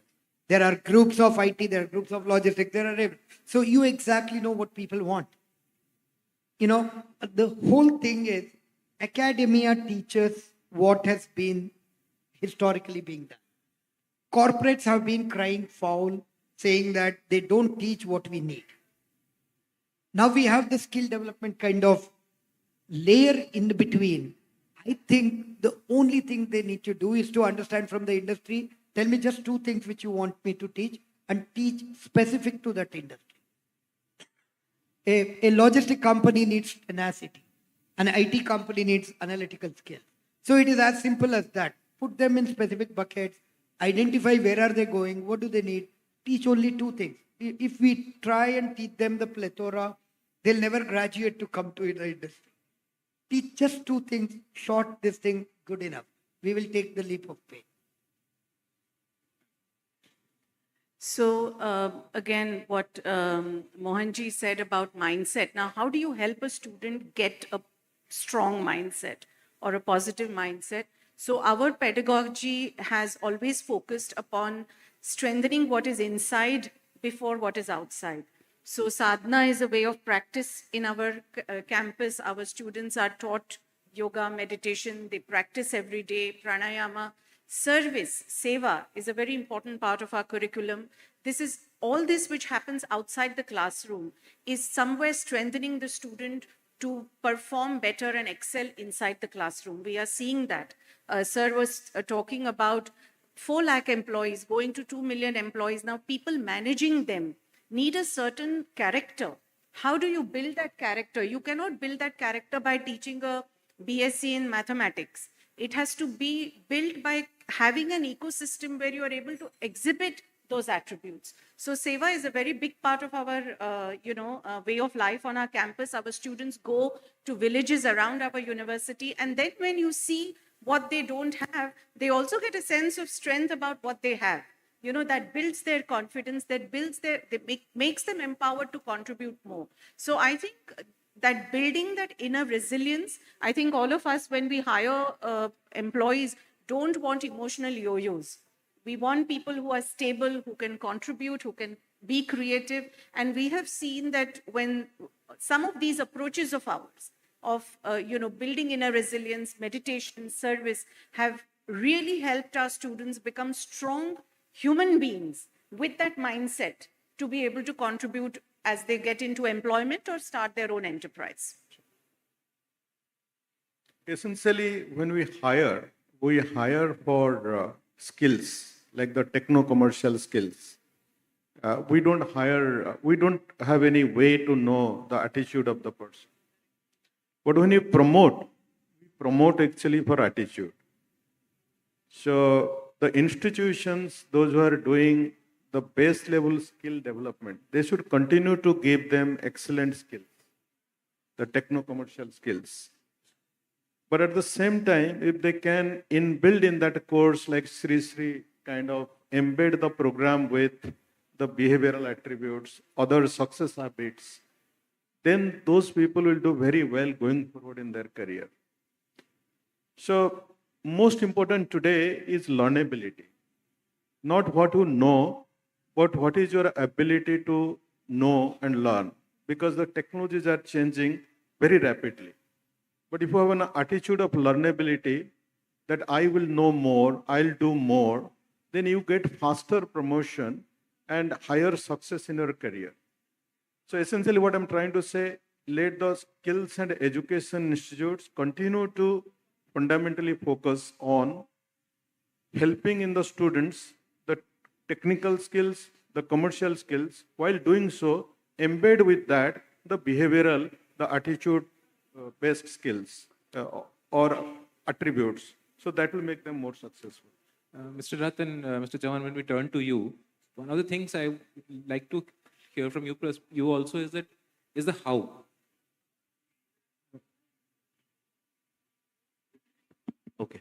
So I think two aspects, and maybe this is a little controversial. I think so the first thing, I think agility is the need of the hour, and like everybody else earlier said that there's a huge requirement for responding to change because the world is changing very quickly. And I think in that context, there are two things, okay? And this partly to your question about how. I think one, we focus a lot on loading students with learning more and more. I would almost say that the first step is what do you unlearn? Okay, which basically means that things you've learned in the past, first take out stuff which is irrelevant. And I think if you can take away the irrelevant stuff, there is then space to put in stuff which is relevant, okay? And I think to Vijay's point about learning to learn, I think learning to learn has to become pretty much a fundamental in every single institute right from class 1, if I may be, saying that if you don't help all students right from class 1 going up to, let's say, higher education, that how do I learn and how do I unlearn? The unlearn coming before the learn, so you give up stuff. I think the second point around agility is the value of time.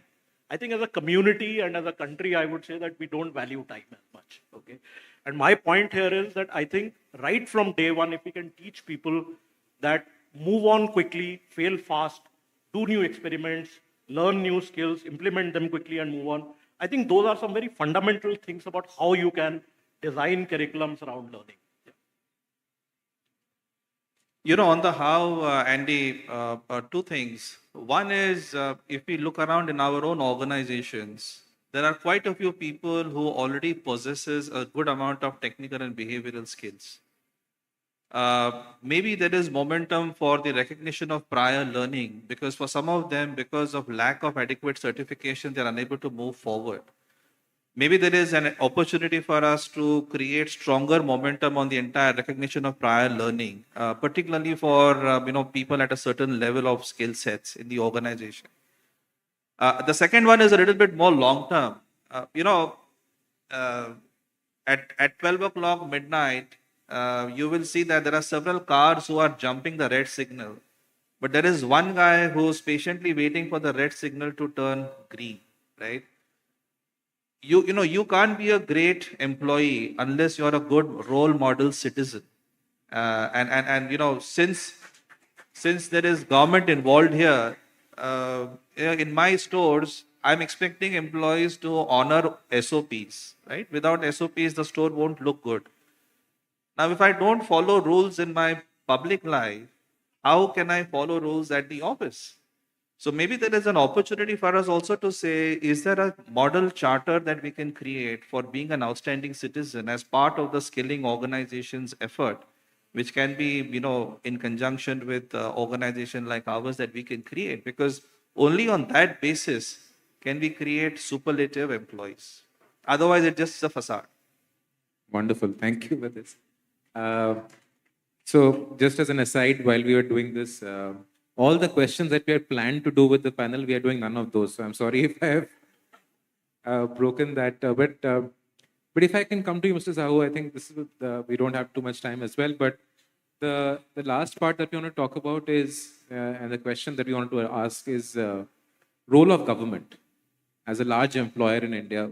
What additional role of government do you expect or desire? I was part of the delegation in 2015. We had gone to Germany to study the dual education program in Germany. So what Germany does is, like whenever there are newer technologies, emerging technologies, you'll generally find that comes from some academic research as a PhD thesis. And then when it starts, like some of the startups, like innovative entrepreneurs, they try out that technology and it looks like commercially successful, then it spreads. What Germany does is, the moment they see any PhD thesis in an emerging technology, those days I remember, whether AI, machine learning, computer vision, blockchain, advanced material science, when those were like the buzzwords of 2014-15, so they had in the government for each of these technologies expert groups. So as the academic world was researching, they were actually trying to understand what exactly the implications of this in terms of the education, the skills development, and the industry. What the industry was doing is, opportunistically, they were actually startup entrepreneurs. They were trying kind of those technologies if it can be commercially viable. And there were venture capitalists, they were actually funding that. Generally, this ecosystem is very active in California. But in Germany, despite being a European country, what they used to do is they used to nurture. They used to nurture and regulate. So they used to prepare the academic bodies because the course curriculum generally comes from, like we have UGC, AICT equivalent. So they have the similar system. So there, the government, the UGC equivalent, the university body, the regulating body, they all sit together to actually facilitate that process of embedding the technologies into the academic or the skills ecosystem. So when a student is interested to learn something which will give him a better job, in terms of certification courses or academic degree courses, those are embedded. So recently, my son has a startup. He started in California, now he's doing in India. So when he was hiring, he was asking people, do you know React Native? Do you know Node.js? Do you know React.js? Do you know Python? Now when I was asking those questions, there were graduate engineers from good institutes. I'm talking about long ago, 8-10 years ago. They were saying, no, this is not in the course curriculum. This you don't find in Germany. So if there is a technology which is getting applied, then the government itself and the UGC equivalent or the AICT equivalent, they facilitate bringing that in and reflect in the education curriculum so that a student is interested to a job and he's also getting a certificate by learning that language. So that's actually kind of an example. Now the technologies are advancing much more faster. Our like companies who are actually in the front end of technologies, we invest in every newest technology and we create a center of excellence. But we are doing it at our industry, our company level. If the academic world also gear up and align itself into the emerging technologies, the newer frontiers of sciences, that will be much better in terms of preparedness, and government can facilitate that process. So I think the timer is up, but Mohan, I want to just ask you your perspective on this. Again, I'm sorry, I'm sounding very controversial, but something very fundamental. The onus of learning is on the student himself. It is not on the organization, it's not on the government. He or she wants to be learning. The job of the government is to provide ecosystem, which Odisha government is doing extremely well. The job of the organizations is again to provide that ecosystem. It's for him or her to learn. That's what my thought process is. And as far as government is concerned, the things like this, where we are meeting the platform to hire. Probably I would want to hire as many they can give.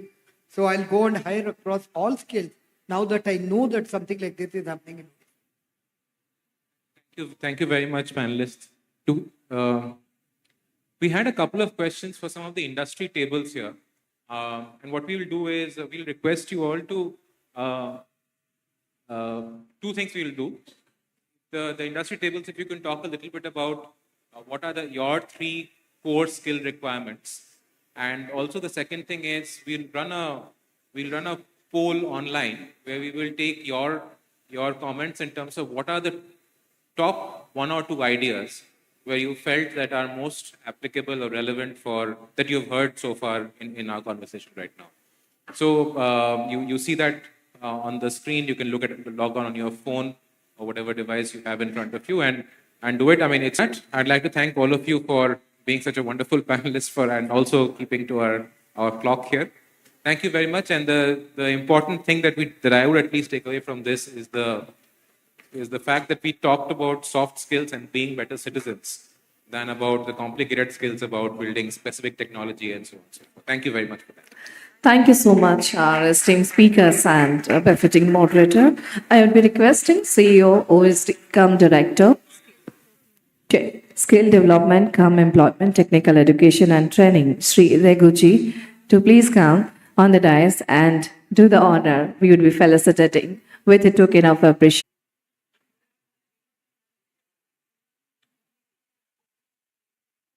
Of a group photograph.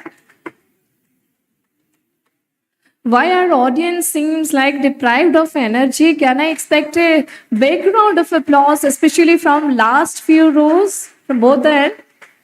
Thank you so much. Thank you. Thank you, gentlemen, for your presence and addition to this session. Moving ahead, our next session is Foundation for a Professional Marathon.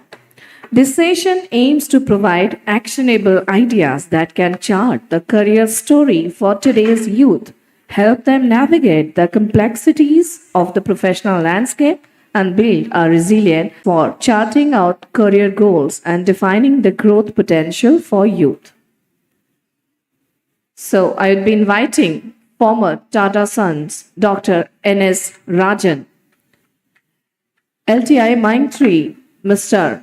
Panish Rao, RJ Kaur, Mr. Paranjpe, HT Media, Mr. Paras Kaushik, Apection, Ms. Veena Josie. And to moderate the session, we have Mr. Nikhil Kolu, Deloitte. Can we play the video in the background console of this session's panelist and the moderator?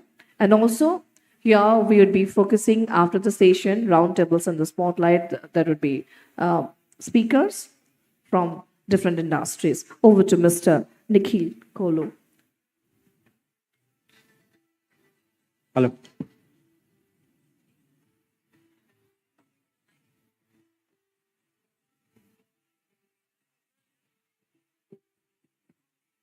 Check.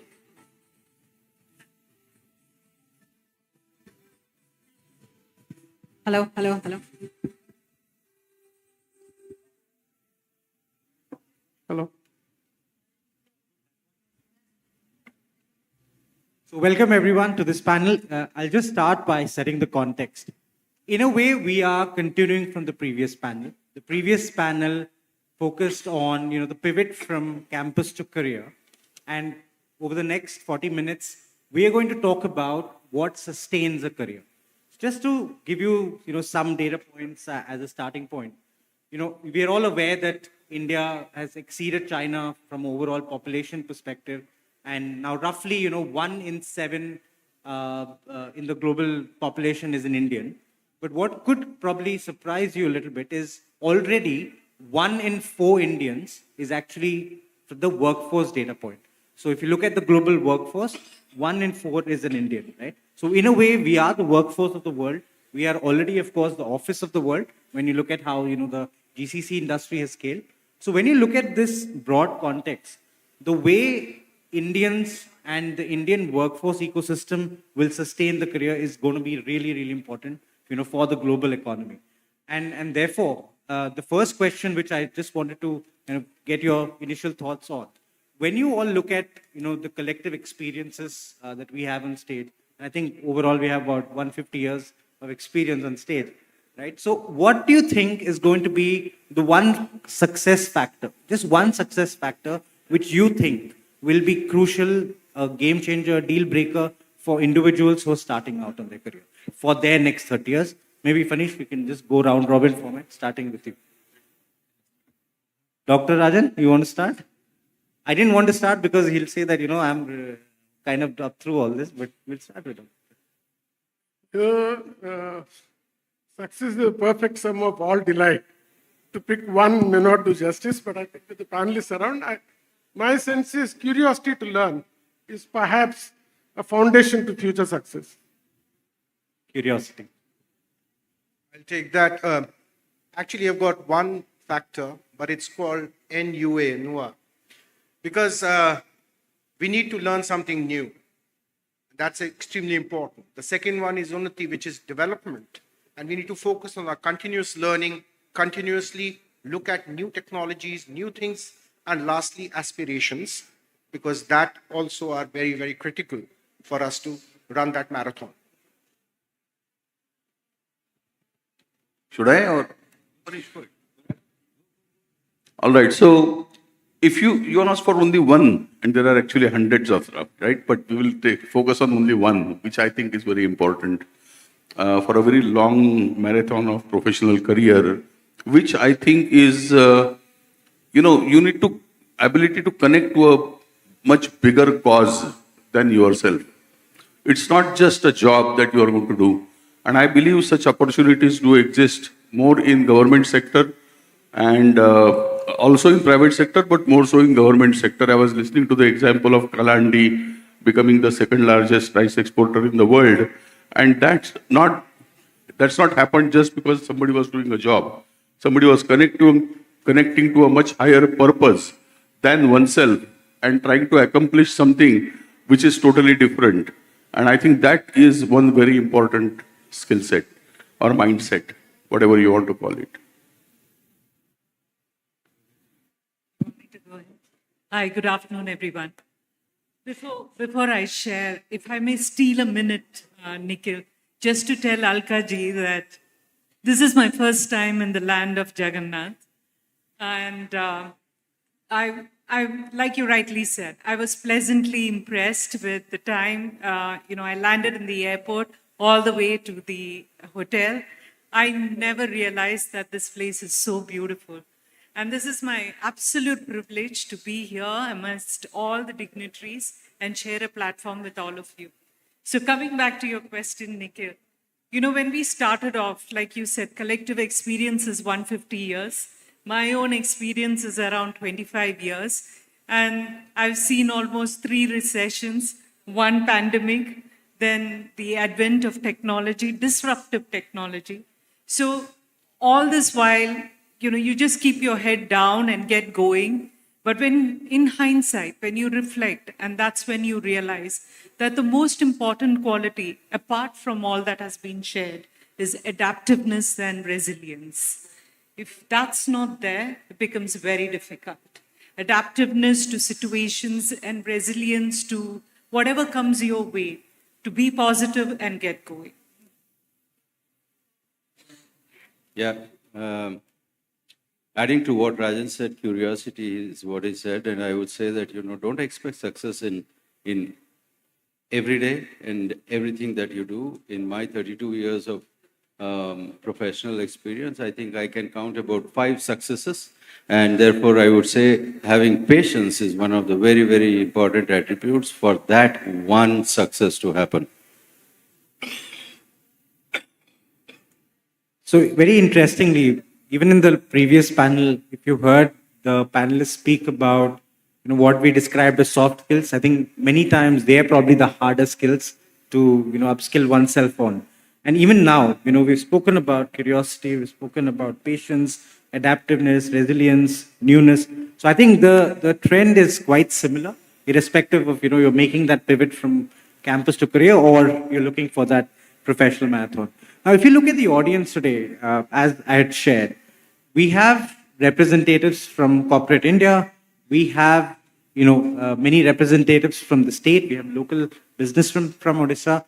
We have academicians. We have policy makers. So when you look at the topic at hand, right, when you look at how do you therefore enable the youth and the workforce of the future for a successful marathon, if you look at these 3 lenses, right, and the lens I'm saying is how do you look at the ecosystem play, therefore, to enable this workforce. 1 is corporate, 2nd is the government, and 3rd is academia, right? So when you look at each of these 3, and I'll just split that maybe starting with corporate India itself, and maybe for that, Dr. Rajan, I'll request you to probably start. When you look at corporate India, what do you think corporate India needs to do differently? We've been doing a lot of things, but what do you think we need to do? Taking a cue from Veena, I think perhaps the skill conference here is one of the most significant ones I'm attending, and congratulations to Mrs. Alka Mishra. Orissa as a land is very rich 3 ways. 1 is the natural resources, 1 is the human resources, and a stable government that's actually fulfilling people's needs. So when you're talking about essentially what we can do, there are 5 elements that form the human capital value chain. The first one in my mind is the ecosystem itself. And I think this is a classic example of a great ecosystem. We always say, I remember the words of Thomas Gray, who said, full many a flower is born to blush unseen and waste its sweetness in the desert air. I think that's exactly what this conference is aiming to do, to be able to let 1,000 flowers bloom. So the first element is to be able to create a foundation of an ecosystem. And when you're talking about workforce, the next element is in terms of being education. Education can be from a workforce point of view or from an employment point of view, where you're talking of skilling, reskilling, upskilling, and all of that. The third aspect is being able to make people employable. But that's again a starting point. Because unless you link employability with future employment or entrepreneurship, you've still not done the work that needs to be done. So I think corporates in their own right have to get all of these elements right before they can actually make a difference. Maybe Fanish, I'll ask you that same question. So, I have a very interesting experience. Once upon a time when India was saturating with its manpower and quality of service in the BPO and the back office sector, the voice and non-voice, many of the Indian companies and the American clients looked at Philippines as a center. And we also ran to Philippines to open a center because our clients wanted a center in Philippines. And to the surprise, what we saw was the entire ecosystem had changed itself to suit to the industry. So the happy hour started from 6 to 8 in the morning because, the work ended at 6 o'clock in the morning. And malls were open early morning. So, people were going home and they were going to the mall, buying their essentials and going back and sleeping to be ready for the work in the night. So I guess in the same context, I would say what's important is having good training centers, which I think Odisha already has.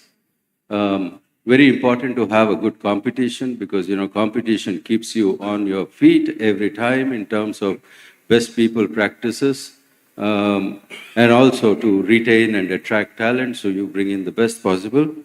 Educational institutes is very important to continuously supply. And in that context, if I can take the liberty of saying, since morning I have been hearing people say that Odisha will be the workforce supplier. I would say, change the narrative to say Odisha will skill and Odisha will skill for Odisha. I think it's very important for the economic, though I saw the GDP growing at 7.8%, but I think it's very important for people to stay here, earn here, and spend here for the economy to grow. The other thing I would say is a city-state that gives life to all segments, all strata, and all ages. I think that is important to build an infrastructure of that kind to support the industry. Thanks, Anish. So the first component was the corporate world. So maybe, Paras, do you want to also? I just wanted to add my 2 bit on corporate. At a more strategic level, I think corporates need to come together in the agenda of skill development, skill building. More often than not, we see corporate just focusing on themselves and their own industry or their own company, not even industry, their own company. I think they need to partner with associations like FICCI, with CII, with NASCOM, come together as an industry and build skills for the industry rather than themselves. At a very tactical level, the learning that I had from Philippines, Fanish, we hire one person, but we interview at least 3 or 4 of them. That means they are near miss. We could have hired them, but we found a better person. And there is some skill missing. And I think that's where corporate needs to partner with organizations which are into skill development and give them that list of near hire so that their skills can be honed and they can get a job much faster. To add to what Paras said, actually the supply chain is not just 1:4. We probably source about 50 CVs to shortlist about 10 of them, and then we meet about 8 of them of the 10 that we shortlisted. Then probably we make an offer to 1 of them or 2 of them, and then at the end of it, probably none of them join or only 1 of them join from the offers we make. That's how it happens. So the humongous amount of effort that one puts in to hire one person into the organization, I think, runs over many, many man months, if I can say, or person months. Great insights. So we've discussed what probably, from a corporate lens, what makes sense. And in a way, corporates and, the broader organization ecosystem, they look at probably more of the demand side, right, of the conversation. But if you look at the supply side, right, and as I said, we have a lot of academicians also in the audience. So what do you think, when you look at the ecosystem, what is the role of academia in also ensuring this long-term systems? And I don't want to talk about MDPs, management development programs, because we all been there, done that, right? So what, again, new thought do you think needs to come? One interesting idea. Two interesting ideas I've been toying with always. When you talk about supply side of skilled labor being given to the economy all the time, and as the manufacturing goes up, it becomes more and more urgent to develop that skill level across the country to provide the skilled workforce to the manufacturing sector in India. So, if you look at the ITIs in India, which have been the bedrock of skill development in the country, the polytechnic colleges as well as the ITIs, they have been providing over years solid and robust program to create skilled workforce for the manufacturing industry for private and government sector. Now, as we see more and more, ITIs have really lost their sheen because for various reasons, whether lack of focus, or lack of resources, and so on and so forth. I always wonder, all the industries, all the companies, all the industries in the country, if they come together, okay, at least the large ones, come together and say that we will adopt or sponsor ITIs to become more modern, contemporary, and with all the new technologies, including digital technologies that will be imparted to the students who come into the classes. It will transform, and with a very short time, it will transform the supply side issue in terms of giving skilled manpower to the country. Because corporates will be able to bring the resources, which sometimes, are difficult to come by in government sector because of priorities. The second thing that comes to my mind is, and it's a little out-of-box idea, and that is, we have some brilliant people in the corporate sector, and we have some brilliant people in the government sector, okay? But there is no exchange of talent and cross-pollination of ideas between government and private sector in a very systematic manner. What if countrywide there is a program for exchanging talent between government and private sector? That a few years a government senior bureaucrat goes to private industry, works in the private industry and brings back to government what they learned in private industry in terms of whether it is efficiency, effectiveness, productivity, whatever else, technology and so on and so forth. And private sector executives go to government to understand really how this country functions, how the bureaucracy functions, how the government functions, and connecting to a much, much bigger cause than just the pursuit of profit or shareholder value. I think that could create a huge impact across the country. Just a thought. And maybe the summit is a way to start that conversation on who goes where. So, to continue that point, you brought up the government, and I think the third pillar of that ecosystem which I was talking about is, the government stakeholders in SEM. And, I was asked to be a little provocative, so I will take the liberty of asking this question. What do you think is therefore the role of the government bodies in this context of ensuring long-term success of careers, either in jobs or even entrepreneurship? There could be a policy element, a skilling element. So maybe Dr. again, we'll start with. The first has been able to pull out 66 lakh people out of the poverty line. So my answer that you asked, the question is here, and the answer is here, in which you don't see it in too many states. And each of the insights that people have shared formally in even business schools are a little out of touch with reality. And we have the capability of providing the best of skills, provided we know what they are.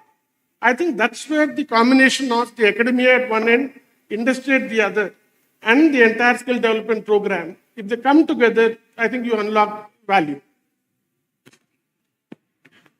I would just like to add my 2 bit. I was talking to Kanti Ranjan Sahu. I think he must be here. He's a trainer in the refrigeration trade. So I was asking him, once the students pass out and they go to Singapore and they go to Dubai, what happens if they want to reskill themselves?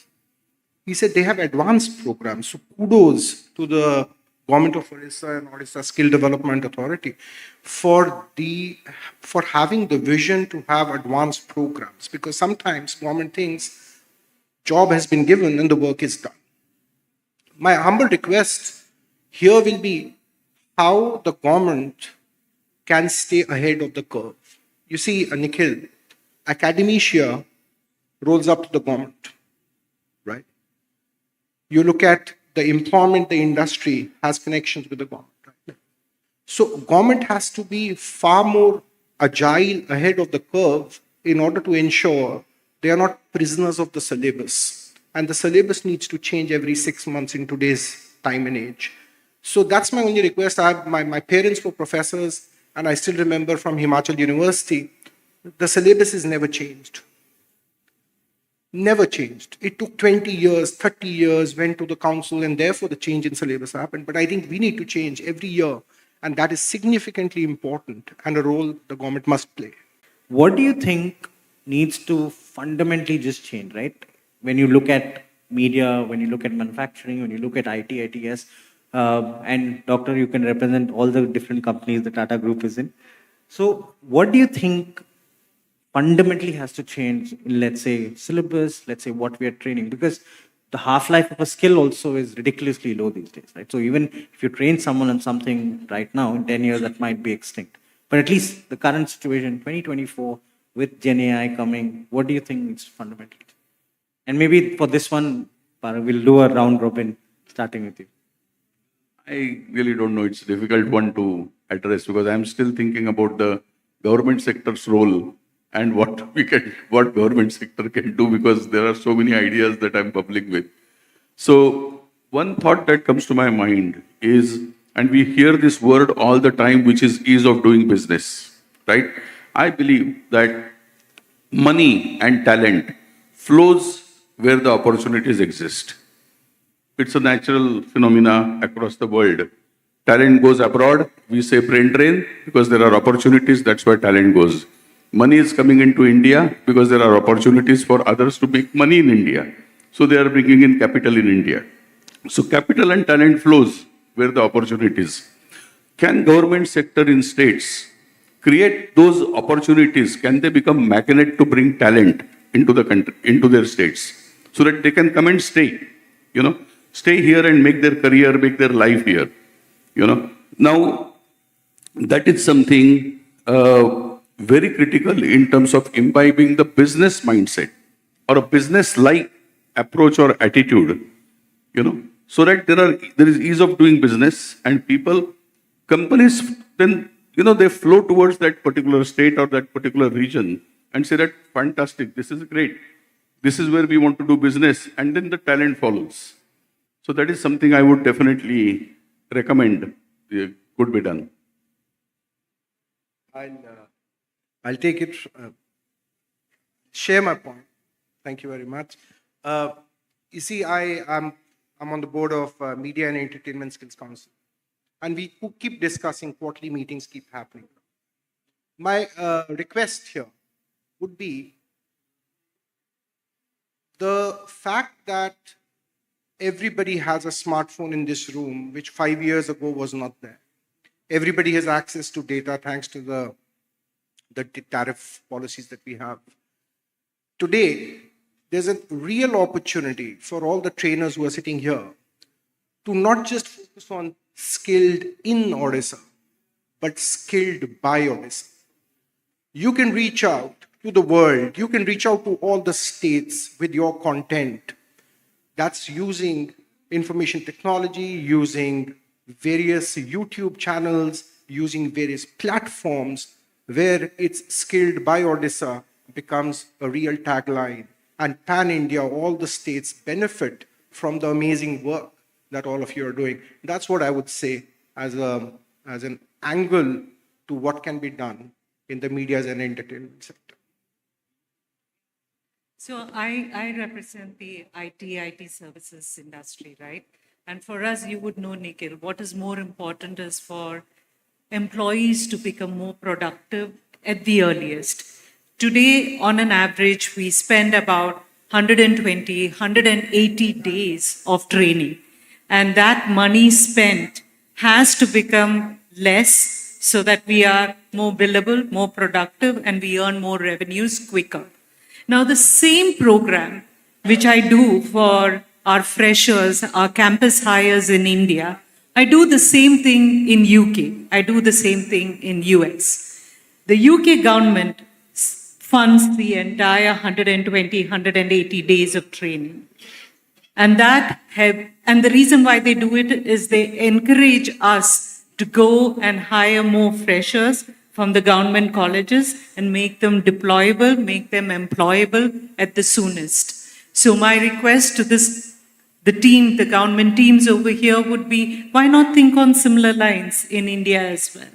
And not just like how Paras said, not just skilled in Orissa, but skilled by the Orissa team for the larger industry as well. And the second thing I would like to bring about is for the academia, why are we not thinking about re-engineering curriculums?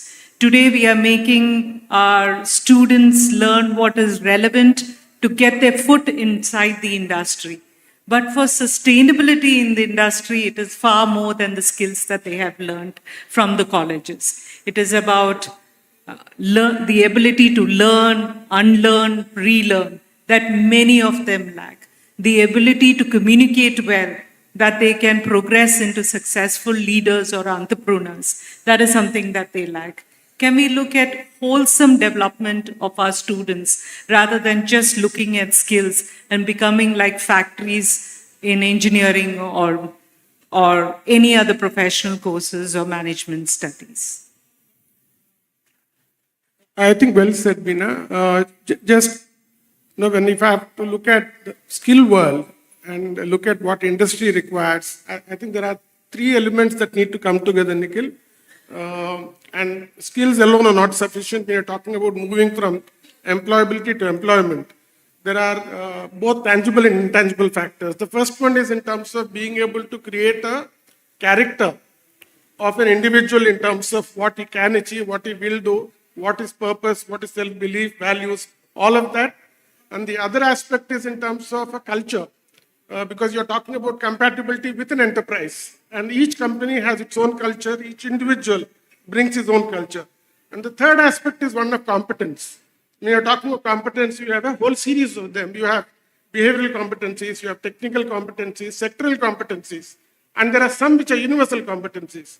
So how do you actually meld character at one end, your compatibility at the other, and be able to have a core of skills which are competencies that are available? I think when they come together, it's a powerful amalgam. I come from an era when we didn't have landlines at home. And I come from that era when we used to go to the banks to take a token and wait for hours to get our cash or even to deposit the cash. To now when ATMs came, it was a huge transition for me. And today even the ATMs have become obsolete. My daughter can't think of life without a phone. When she was born, mobiles were existing. So, things have changed.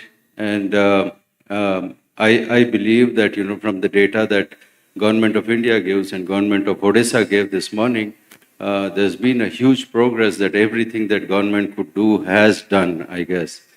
And in the context of community development, I want to give you two examples. One from the Government of Odisha, when the cyclone Feni happened, and I actually was traveling from Mumbai to Bangalore, and I saw the India Today magazine, and I saw that people had become homeless and they didn't have food to eat and they didn't have medical facility, etc., etc. And that is when I thought we should build houses for them, a pakka house that will never fly off with the wind. And it was a blank call to the Chief Secretary of Odisha. And he said, when can you come? I said, I can come in a week's time. He said, why don't you come tomorrow? And I was here after 2 days. He introduced me to the officer on special duty. Officer on special duty introduced me to the, there was a special officer for disaster management. He introduced me to him. And that gentleman introduced me to the district magistrate of Puri. And in just about a few hours, I was in Puri in a government car with the government officials. And the district magistrate of Puri said, here is the place. These are the people who will take you, show the place. And within a week, we set up the project. We built 180 pakka houses for people.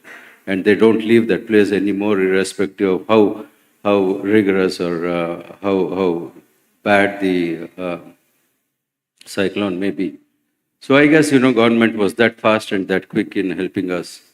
The second one, I was in Gujarat very recently, and the district magistrate, one of the districts which is named as the aspirational district, and in no time he got his 50 people staff sitting inside a room. We both sat, we understood the problem, we said what we want to do, and an MOU was signed. So I think the government is working that fast nowadays.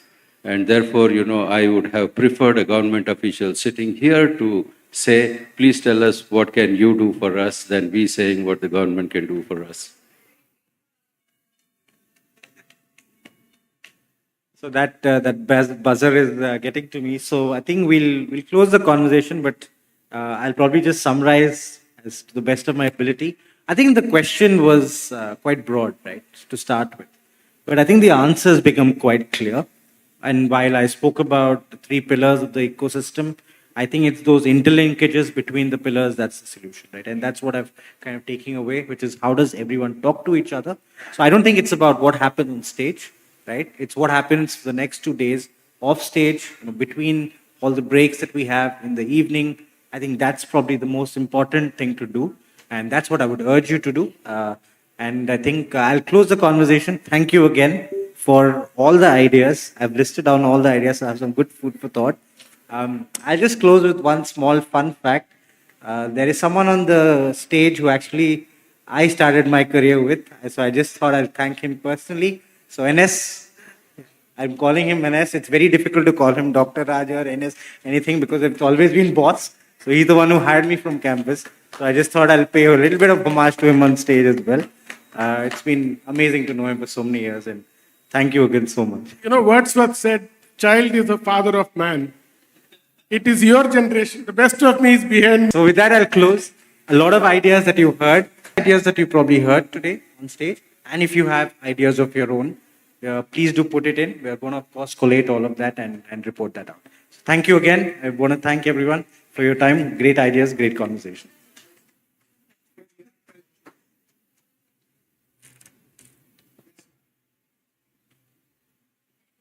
This is fine. Easy questions.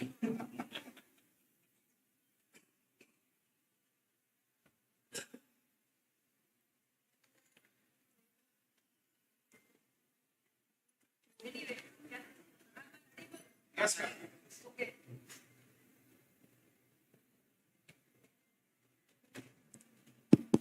ma'am. So many things were coming, and for excellent insight, I must thank you. Most of you understand the government, what is it happening, and at the end, it was a cherry on the cake where they said that, okay, government has done what it has been doing, or they have done good job. Thanks for that. Just wanted to say, it's not a question. So whatever points you raised, and I'm happy to say that this can be part of, whether it's a change of curriculum or bringing the people into government system, or we have identified some of the points where industry can depute their resources. For all these things, there is a template available, we'll be able to do. Just I wanted to give that confirmation. So whenever whoever wants to get into these suggestions or something, you can please engage with us. We'll try to find out a place. But I'm telling you, always there is a gap. So because some of you are in the sector skill councils, you are mentioning that. It's not that we are, behind the curve. It's technologies like that. Always we have to chase. We can't be ahead of the curve in a way. Maybe max we can be at par. That's a very aspirational, but still at par. So we'll try our best. And all 3 VCs of the technical universities are sitting here. There is one gentleman, Professor Rath. Can you please raise your hand? So Professor Rath is the VC of the affiliating university, that is the Biju Patnaik University on Technology. All private engineering colleges also comes under his aegis. So the curriculum change they have already taken up, but there is no bar or impediment. Please give us your inputs. It will be taken care of. Okay, thank you so much. I must add to what Paras said, madam, and I'm taking the liberty, Paras. Like Nikhil reported to Rajan once upon a time, Paras used to work with me once upon a time. And while some of the curriculum may not have changed from the past, but I think, what big learning has happened is the way to teach has changed hugely. And whoever thought that schools will always be run over online or can be run online and can be made as effective like before. Today, we have some of our employees teaching students in places that they have never been to or seen in vernacular language, sitting in their comfort of their homes. So that is the kind of advancement that has happened. While courses may not have changed, but the way to teach has changed hugely, which is impacting very, very positively in this society. Good afternoon, everyone, and especially to the panel. So thank you very much. There are lots of bosses and to be reported people and a lot of, which is especially with this panel and actually even with the earlier panel. The question I have for each one of you, which honestly I don't want an answer from just now, but I will be reaching out to each one of you individually with your present positions, with your present assignments, or something you may have done in the past, as to how will you then partner with Odisha. So I want to leave this question with you and with the earlier panel also. You have not just the experience of 10 to 30 years of your careers, you also have the support of organizations, which, as Veenaji rightly said, is that we can, ensure that the students are learning what you actually want. So the reason for this 2 days, you as a panel have completely hit on the head that, we are happy to partner, and the state, as Mrs. Pari said, we will do what we need to partner with each one of you all. So my question, and I will kind of repeat it again, is that what will we do together is my question, and I leave it for you. Thank you. Sorry, I just want to say something, ma'am, which is, and this has been prompt response to what you said just now, because the company which I represent, which is Varun Beverages Limited, had just now invested 1,000 crore rupees in Khordha. In fact, Honorable CM had come the day before yesterday to lay the groundwork and, to break the ground ceremony, where we are going to employ more than 2,000 people. And our leadership team is here. So I'm going to request them to connect with you, especially for the, industry, private sector collaboration for skill development and getting skilled manpower in the company, in our industry. Thank you, Parag. And as I said, each one of you, I will be asking the question while we are here and even after. So thank you so much for being here. Thank you. Check. Sorry. Any more questions? Any more questions? No. Okay. And now may I request Chairperson OSTA, Alka Mishra ma'am, to please come and do the honor to felicitate our panelists as well as moderator present on the stage for this session, Foundation for a Professional Marathon. With a round of applause from everyone.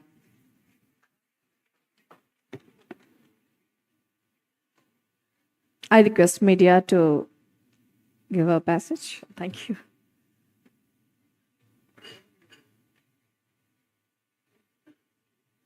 This one. A traditional representation of our state's rich handloom, and from our very own brand, which has become the mindset, Bhanika. Thank you, each one of you, for your valuable input.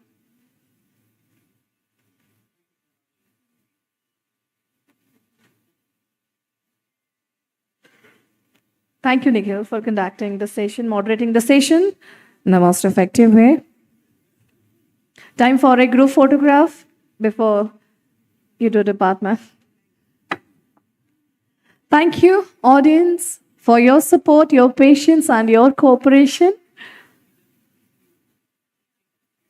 I want to mention specifically in the ground floor, the arrangement of lunch has been done. So please, I request each one of you to enjoy your lunch and please be here before 1:45. Exactly 1:40 you can be here. That would be really well and good. 1:45 we will start with a valuable session, and our Very first speaker is Principal Secretary of Industries Department, Shri Heman Sharma. I request all of you to please adhere to the time and to come here by 1:40 p.m. Thank you.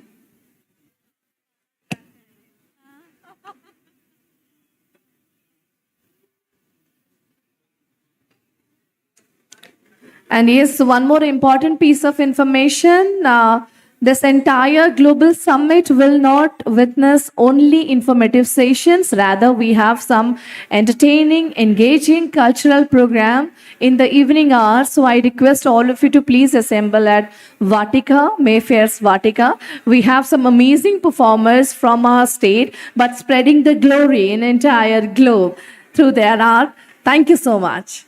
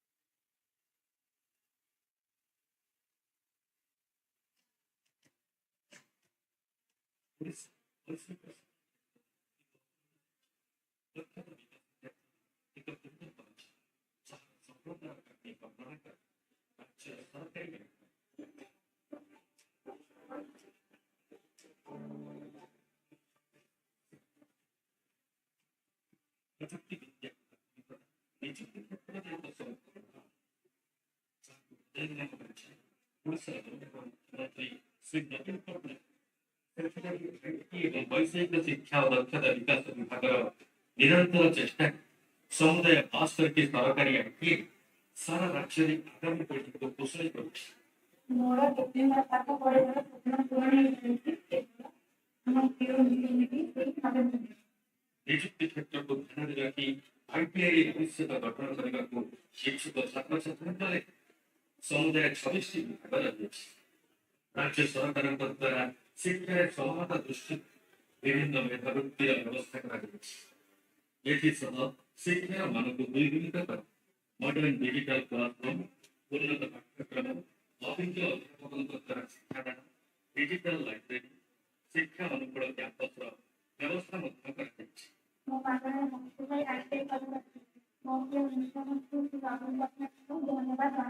ଯେଉଁଠାରେ ଛାତ୍ରଛାତ୍ରୀମାନେ ମାନସିକ ଓ ବୌଦ୍ଧିକ ସ୍ତରରେ ଚରିତ୍ର ଗଠନ କରି ଏକ ପ୍ରତିଯୋଗିତାମୂଳକ ଭାବଧାରାରେ ନେତୃତ୍ୱ ନେଇ ସ୍ୱପ୍ନକୁ ସାକାର କରିବା ଦିଗରେ